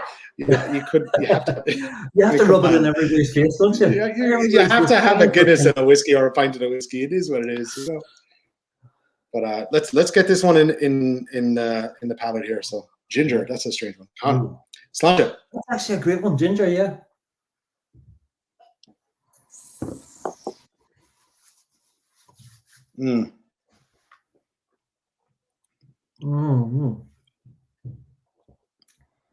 That's sensational. Yeah, that is. It just coats your palate so much. It's just a beautiful. There's nothing wrong with that. From the nose to the palate to the finish, you have longevity. It's complex. You have the fruity vibe. There's no kind of what I would think would be, and this is something that I've kind of recently learned, negative interference from a cask, whereas you kind of have bitterness and stuff like It's just from start to finish. Yeah. Again, awesome. It's good with banishment all the way through. It's what the casks, again, it's just the knowledge that Stewart has. It's perfect casks. And that's why we're so lucky to have. You know what I mean? Yeah. How these are still available, like 203 bottles. I mean, but this is February 2020 as well. Yeah, this is. I don't even know anywhere really has this. I have to have it. They weren't down to the last couple of bottles. There's none in the distillery. We're out everywhere. So it's This is. I mean, it's gorgeous. It's absolutely gorgeous. Yeah. I love this. I absolutely love this. The finish is long. The spice kind of tapers off, but leaves you with a lovely single malt flavors that mix with a bit of, the real sweetness from the rum cask. There's a man who I was talking to recently, and who's given me a great thing about whiskies at the end. It's a chewing whiskey. Lasts and it stays in your palate, and it just it just keeps sitting there. That's a chewing whiskey, and that's definitely a chewing whiskey for me. And you know what? Now, maybe it's because we've had, 3 whiskeys before, and you can include this with the fourth whiskey. But I don't think that drinks like a cask strength whiskey. Not even close. Like 55.83. It's no. Yeah. No. If it was to try definitely not blind tasting, I would say 48, maybe 50. Yeah. I'd be in between the 48 and the 50 now, because even on the nose, and that goes back when I said there wasn't that much spice for me on the nose. That's a surefire way of kind of I would have put it in that category of 48 to 50%. Definitely. Gorgeous. Oh, very much so. Very much so. But everybody's very, very lucky here to have all these cask strengths for you tonight. Totally. And maybe it's been done. I haven't seen it done. It could have been done. I know one other place done it, but that was only another place I knew it's done. That did all the Where was it done? Mulligan's. Mulligan's. Okay. I had a feeling. We got them in. You see, we were the main supplier for them. So when we first got them in, Michael said that's the first thing we had to do was do a tasting. Yeah. That night, I think we sold out of nearly everything. It was crazy. And there's still a few left. I did well. I mean, there's different. You might have sold out your allocation on Mulligan's. Yeah, we did. Went through the allocation we had. We had to order more in the next day. It's still acquirable. You can still get it, definitely. Yeah. But that single grain, yeah, that's a kind of it now. There's a couple of bottles kicking around of the other ones, but you'd have to try and maybe run to different places. Tell me this: is this a double distilled single malt or a triple distilled single malt?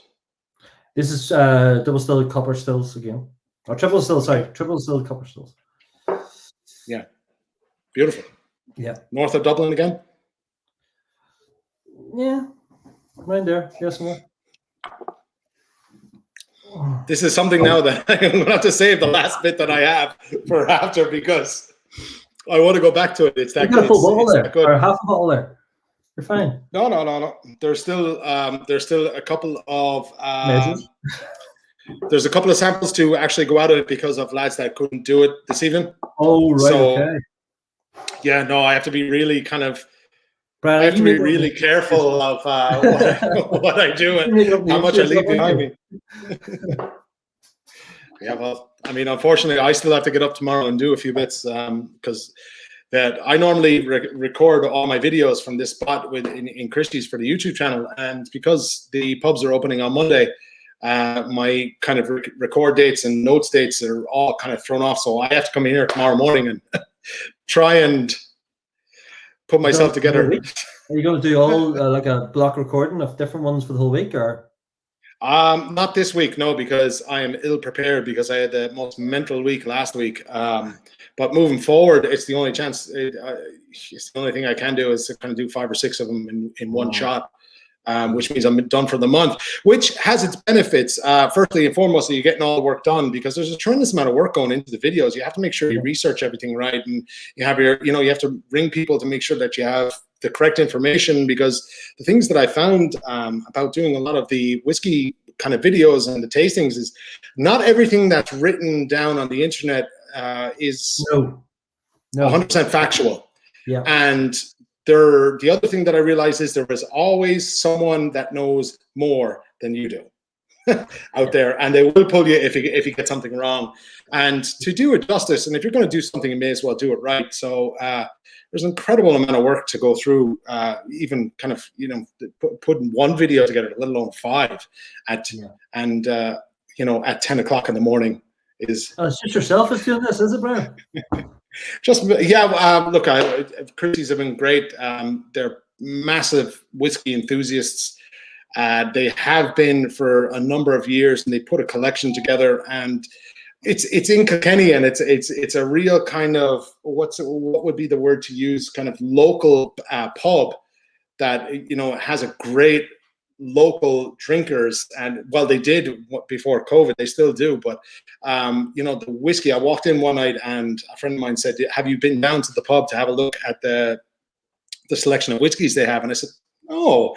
And I said, I didn't really hear much about it. And I said, that's weird. So I took a trip up one night, and Jesus Christ, it was about 3 o'clock in the morning. I fell out the door. I don't even know what I was talking about, but it was good enough to them to come back to me and say, hey, listen, do you want to work together, and let's sort something out here, and maybe help out with the whiskeys, and talk about it on camera and get a few tastings going. And I was just like, look, I mean, the benefit of it is I get to consistently taste amazing whiskeys from week to week, and sometimes it's of whiskey bars as well. Well, Kilkenny seems to be the main hub. Kilkenny is, I have to say, one of the main reasons why I'm actually into whiskey. And there's a number of different pubs and different friends that I have within pubs, and the Kilkenny Whiskey Guild. I don't know, has anybody Googled that before? They do tastings all the time. There's 10 pubs within the guild in Kilkenny that do a tasting every month, and from a different distiller or company. And it's just, the community here it's brilliant. And it's I can't wait to get down. We'll go in and You say have to come down.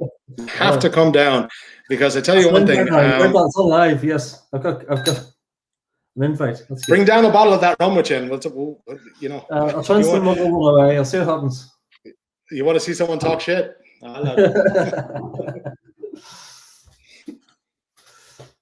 So yeah, that's the blurb there. So I'm busy tomorrow, so that's why I'm not getting to that.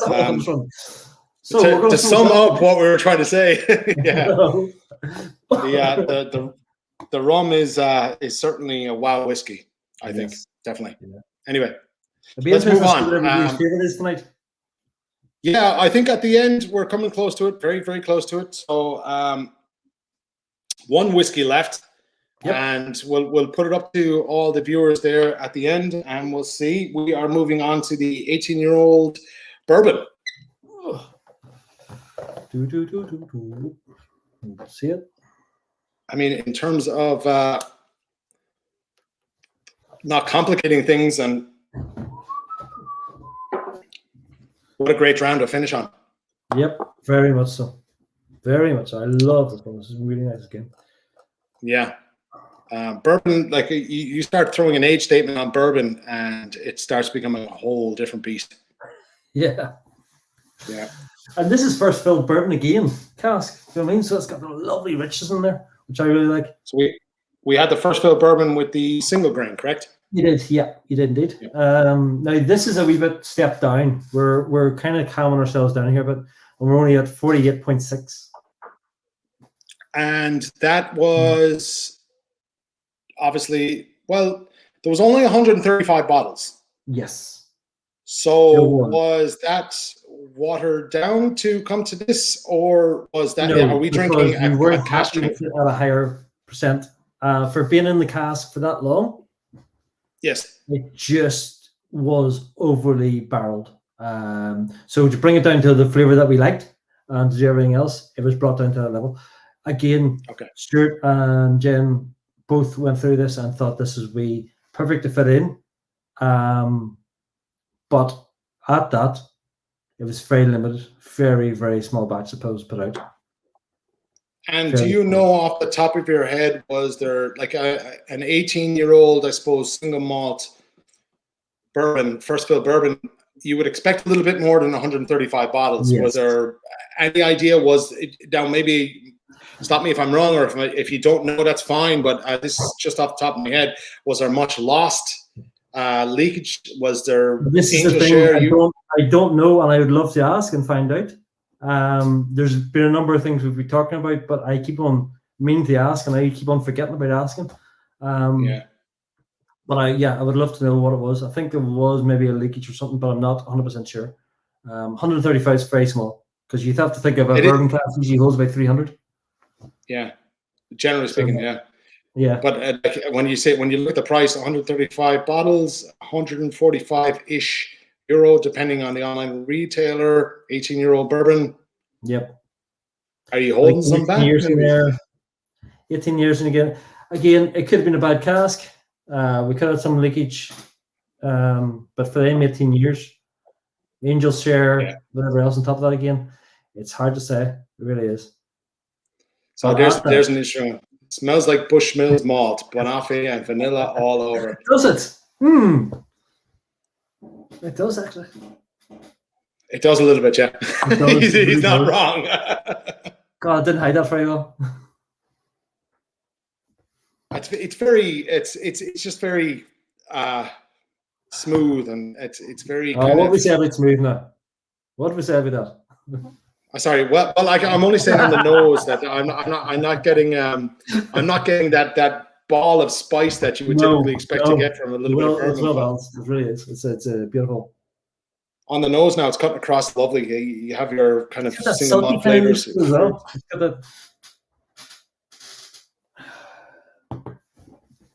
Beautiful. Definitely get Banoffee. Definitely get them bananas in there. Definitely getting. I'm getting fresh cut grass as well. I'm getting a wee bit of. I'm struggling to get the Banoffee. Not get the Banoffee now. Like hot, warm toffee, biscuit, banana. A biscuit, yeah. Getting the banana, definitely, but the banana is kind of at the back, as we've kind of seen as kind of standard, I suppose. From anyway, enough snulling, because I think at this stage my nosing is nearly shot from all the cask drinks. Yeah. And it doesn't help with that when I actually nose a whiskey, I stick my nose right into it, which is, Everybody's a bit different. There's some people like do the whole wafting thing. There's some people stick the right nose in. You're not. And it's funny because when you actually start moving a bit away from the glass, you're getting a lot more of the kind of more subtler notes. That when you move straight into the glass, you get the more obviously the more dominant flavors and the dominant notes that are going to punch out at you. And I always forget to do it. So now again, this is getting the distilled in the Coppersmith again. Lovely. Let's have a little stop, shall we? Oh, we shall. Sláinte. Sláinte. So for the last one tonight now. Mm.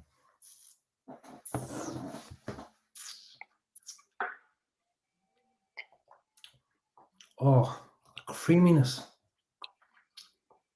Tropical sweet and tropical fruits all the way through. Nice caramel in there, though. Banging out that bourbon, though. Lovely spice. Lovely spice. And not the spice on the nose. Now, I would think that one was in around the 48%. Yes. Funnily enough. 46, 48, yeah. Yeah. Beautiful. Even for me, and again, stop palate, but kind of a leathery kind of finish, a little bit on it, left on the tongue. Very oily, like you said, creamy, vibrant, very fruity. Love that black pepper as well. Got that kind of black peppery kind of finish on it, which is nice. Yeah, it's gorgeous. Really, really, really, really great. I think I definitely. I'm favoriting two at the well. Ooh, two. I mean, you have to kind of break it down into right. So these are single casks tonight that we're all tasting, obviously. So you need to break it down into, I suppose, categories, which I always try and do, because to be fair, each whiskey is outstanding in its own right. It is. So definitely the single grain for me tonight was the best in the single grain category, because is the only one in that category? Yes, okay. Yeah, that was easy one. Cask 627. That was an easily one. I'm kind of battling a little bit between the rum cask and the bourbon cask as for the older age. As you would. I think that's a tough one to call. I like the rum. I think the rum is standing out. Now this one's lovely, but it's I think this is, I always, for an 18-year-old, this is so easy drunk. It's too easy drunk. Too easy. Now you said it. Yeah. So easy drunk. Where I would be a lot like you, Brian. I like the big, robust kind of flavors. That's something that I can actually sit and take apart and play around with and do everything else. Complexity. And this would be a finishing for me. It's a perfect finisher for me, actually. The rum has got a wee bit more complexity to it, so I'd actually go rum over this. But that's my own personal choice. It's always different. And it's funny because, you know what, I would have gone for the rum myself, and I think the sweetness of the rum is gorgeous. Don't get me wrong, absolutely beautiful. But I think the sweetness on the nose takes away a slight bit from the actual spirit. So okay. So for me, now hold on. I think the bourbon. Are we going to do the 11-year-old as well in this? Are we doing 11 and 18? Do you know what? They're all my favorite. I love every single one of them. The Riyaka's never been 11. The Riyaka that's a good one too. That would be my favorite. And then when you talk about actually getting on the younger side, the homegrown. It's kick-ass, and you're tasting the farm, basically. I mean, it stands for self. It does everything that we believe it should do. Definitely, okay. And then tie between the rum and bourbon. Yeah, you do like a Riyaka. Yeah, Mark is a good fan of the Riyaka now. He doesn't have any left. I think his bottle's finished. Yes, go out and get some more. Oh, Have to talk to Michael. we better get it quick, because I mean, there's a few people I think tonight now that are going. Oh yeah. I mean, when you talk about value for money and the direction that you're heading in, I think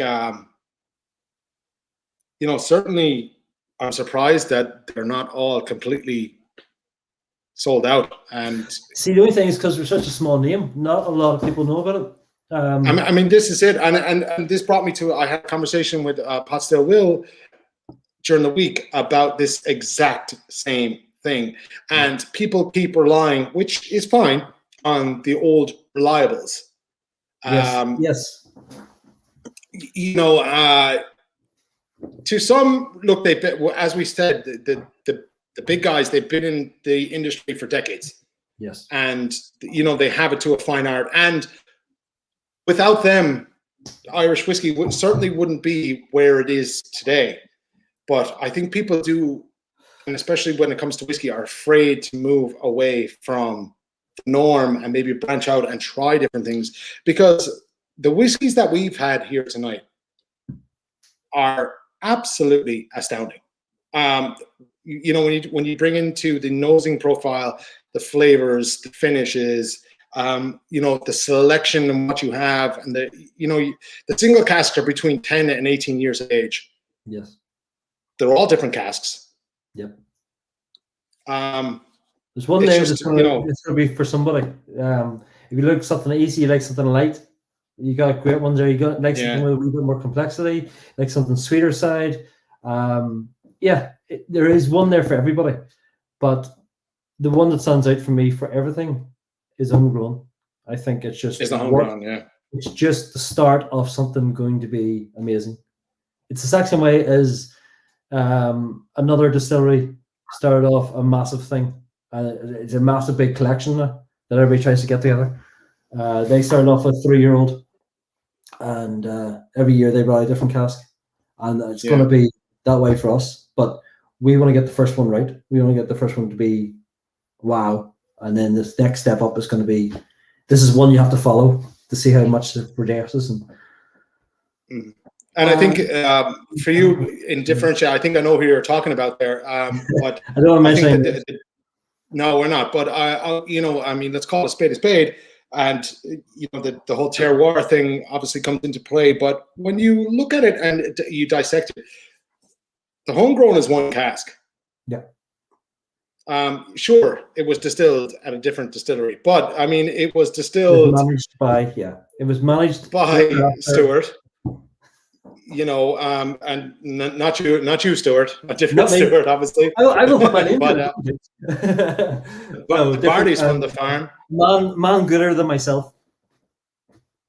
Look, I think there's it shows the direction with which I think the distillery is headed. I think Pot Still Will tonight said, and I gave an awful lot of an indication as to where the future lies. To some extent with the Tipperary distillery, obviously big emphasis on the distillate and quality, which you're in a perfect position to be able to do because of a boutique distillery. You're not governed by the accountants. They're only putting 2 casks a day. Everything is done by hand. Everything, like, there's no automation, no nothing. Everything's done by hand. So every part of it is checked and rechecked, and if one part's not right, we're not going to do it. We're not going to send it out. Yeah, and you have that option, luckily, because of being a boutique distillery. But I did say at the start, I had a funny feeling with the direction with which a lot of this was headed. Mm-hmm. As in, because we started with the homegrown, and there was a reason why I wanted to start with the homegrown. Okay, so I think, and this is just me now, kind of coming to a conclusion. And we're going to wrap things up because I didn't realize we're actually on this 2 hours. So that's the joys of it when you kind of get knee deep. But so with the homegrown, we had a very pure, very clean, slightly distillate forward whiskey.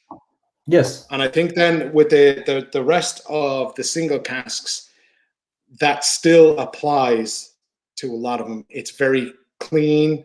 It's very obvious. It's not, you know, I suppose the better way would be to say it would be that it's, some of them were a little bit distillate forward. As we started getting towards the older age statements, we say, like with the rum, you can still get that distillery kind of note in there, but very pure, very clean, very obvious notes, very fresh. Yeah. And that's just me. Yeah. No, I agree with what you're saying. Yeah, I can see what you're saying. It's one of the ones out of everything. There's a lot of new distilleries coming through. And everybody tries to make their mark. But I think from some of these casks I've tried tonight, I'm nearly sure that hopefully we've got some new fans and some people who are really into it and know what we're doing now. Oh, absolutely. And, you know, it takes things like this to kind of get people to open up their eyes a little bit more and come away from the normal and chance things. And I see it all too often in a lot of the groups and the industry that people tend to kind of look at sourced casks in a way that they probably shouldn't. You know, when you look at sourced casks, it was a big deal for a long time. If you didn't, there was certain distilleries that said it was their liquid and it was from somewhere else. You knew right away by the taste of it, it wasn't their liquid. They lied about it. They tried to hide it. They did everything else. It's one of them things for somebody starting off, everybody has to source because it has to be 3 years old before it's called whiskey. You're not going to release a 3-year-old if you don't have any whiskey out there, first off. Well, first of all, let's face it, it's not cheap. You know, no, definitely is not. And you got to sit on it for 3 years. Yeah, that's another thing. There's a lot of things I've learned in the last 4 weeks that there's so much behind the scenes. There's so many costs and so many things. And it is interesting. But being a barman and selling the whiskey, I never knew any of this. So being a customer, I'm not looking at that either. I'm just looking at the finished product going, is this worth buying? Is this going to be this? Or now we're lucky enough, thank God, that the bars are opening, that there is an amazing amount of staff that actually are more knowledgeable about whiskies or are more caring about what they sell. There's places I go to sometimes, and I am a bollock sometimes. I'm from a bar background, so I'll go in and go, Irish whiskey, what is it? What's it all about? What's that one? Where's this from? And some of the stories I've been told about Redbreast would make your hair go white. You probably put on your thickest Tipperary accent as well when you ask that question. Yeah, probably the heaviest Belfast accent I can do. I'm just down for the day, you know. Yeah, for sure, for sure. What's that? Oh yeah. But yeah, it's recently it's changed so much. Most of the knowledge they're coming out of especially the young bartenders, is amazing. I see guys behind the bar sometimes, and I know some bars are quiet, and you go walk in, and they're not on their phones. They're reading a book. They're reading cocktail books, or they're reading a book about distilling, which I think is amazing. I think it's phenomenal. It's incredible. That's a great thing. And then we got great guys who sell the whiskies in some of the shops. Most of the guys I know who work in shops now are collectors, so they've got a massive knowledge and they've got a massive passion about it. So yeah, it sells the story. It is all about the story, and we've got a massive heritage and a massive. You know, it really is. It's always about the story. A story sells, and as Irishmen, believe it. You might not believe it from the accent, but certainly an Irishman, we love stories. We love good stories, and then even better now, we love good whiskey. And thank God we have the likes of yourselves that have come online and really brought things out. And you know, every distillery in their own right is bringing things to a different level, and it's so refreshing. It's so great to see. Like you said, the barman that, you know, me personally now, I'm a little bit too nice. I won't take the piss with a barman, but you know, that's why I had to ask you some of the hard questions tonight. But look, it's certainly headed in a direction that is fantastic to see. The passion behind it, the knowledge behind it, everything that adds to the whole ambience. Certainly, it is very. Again, you know, I mentioned earlier. I made a reference to the prices of whiskey being very Irish. I think Irish whiskey is very Irish in itself, as in the other side of the coin. Very storytelling, very passionate, very loving what you're doing, and trying to make a mark for yourselves and stick out of the crowd, stick out and make yourselves noticed, if that makes sense at all. I don't know. Yeah. Probably had too much whiskey now. Not enough. I've got a couple of ones to go through. What I was going to say, yes, there was one person who was talking to last week.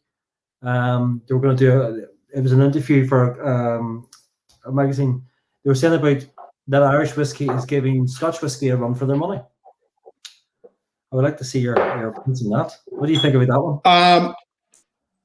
Well, there's a website that I subscribe to. I set up an account with, is the spirits business. Oh yes, and anybody who's interested in that kind of, this is an insight into how far I actually nerd out when I nerd out, and I do nerd out, right? So anything from just the production side, even to the business aspects of things, because it just intrigues me. But the spirits business came out with a poll, and it was pre-COVID, on the direction, and obviously they had their figures done on the way the Irish industry was taking on the exports of Scotch, and they actually, for the first time, think that Irish whiskey will outsell Scotch by 2030. That's what the cheers say, right? Yeah, definitely. My glass is empty. I was just about to fill it up when you asked me that question, but still, I'm cheers in this launch. But if that doesn't say something about where we're headed, directionally, and that was only hypothesizing. That was coming up with a statistical answer. It shows, even at that, it does show where we're at, where we're headed. Yeah, it's an amazing thing, isn't it? It really is. Unless we forget that Ireland was once the powerhouse of whiskey worldwide. And it's not 100 years ago. Well, it is 100 years ago now at this stage. I did it for a second. I forgot what day it was. I know we're not going to get back to that, but it'd be lovely to get close to it. No, but I mean, you have to take into account in today's day and age where we are on a worldwide spectrum. First of all, everybody has access to the internet, or most people do. Yeah. And, I think this is the new medium now, which that people need to get their point across, and we have that opportunity to do so. And with that opportunity becomes, obviously a selling opportunity. We're not really, you have to take it into account and, bring it all into perspective in today's date. So we do have that opportunity, I think, to, really become where we were once as a powerhouse of whiskey. It's just going to take a little bit of time. Yes. I really do believe that it will eventually get back to where it should be. We lost a bit of time to Scotland there, but thankfully, with the Irish Whiskey Technical File and where we're going, and the likes of yourselves and other smaller distilleries and what they're doing, and the kind of I don't want to say technological ingenuity is maybe the wrong word. Like I said, I've had a few whiskeys now, so it's could be talking Scotland, but it's a whole nuance of it. Not nuance. It's. I love the way people want to know more now. They're more clued in. They're more asking the questions that's supposed to be asked. I think that's pushing the industry and pushing the whiskey manufacturers and everything else to be more transparent, and that's what I like. Every bit pushes somebody else. I remember when at the start it was just like you went into a bar and you just saw what was on the shelf. Now you have to ask.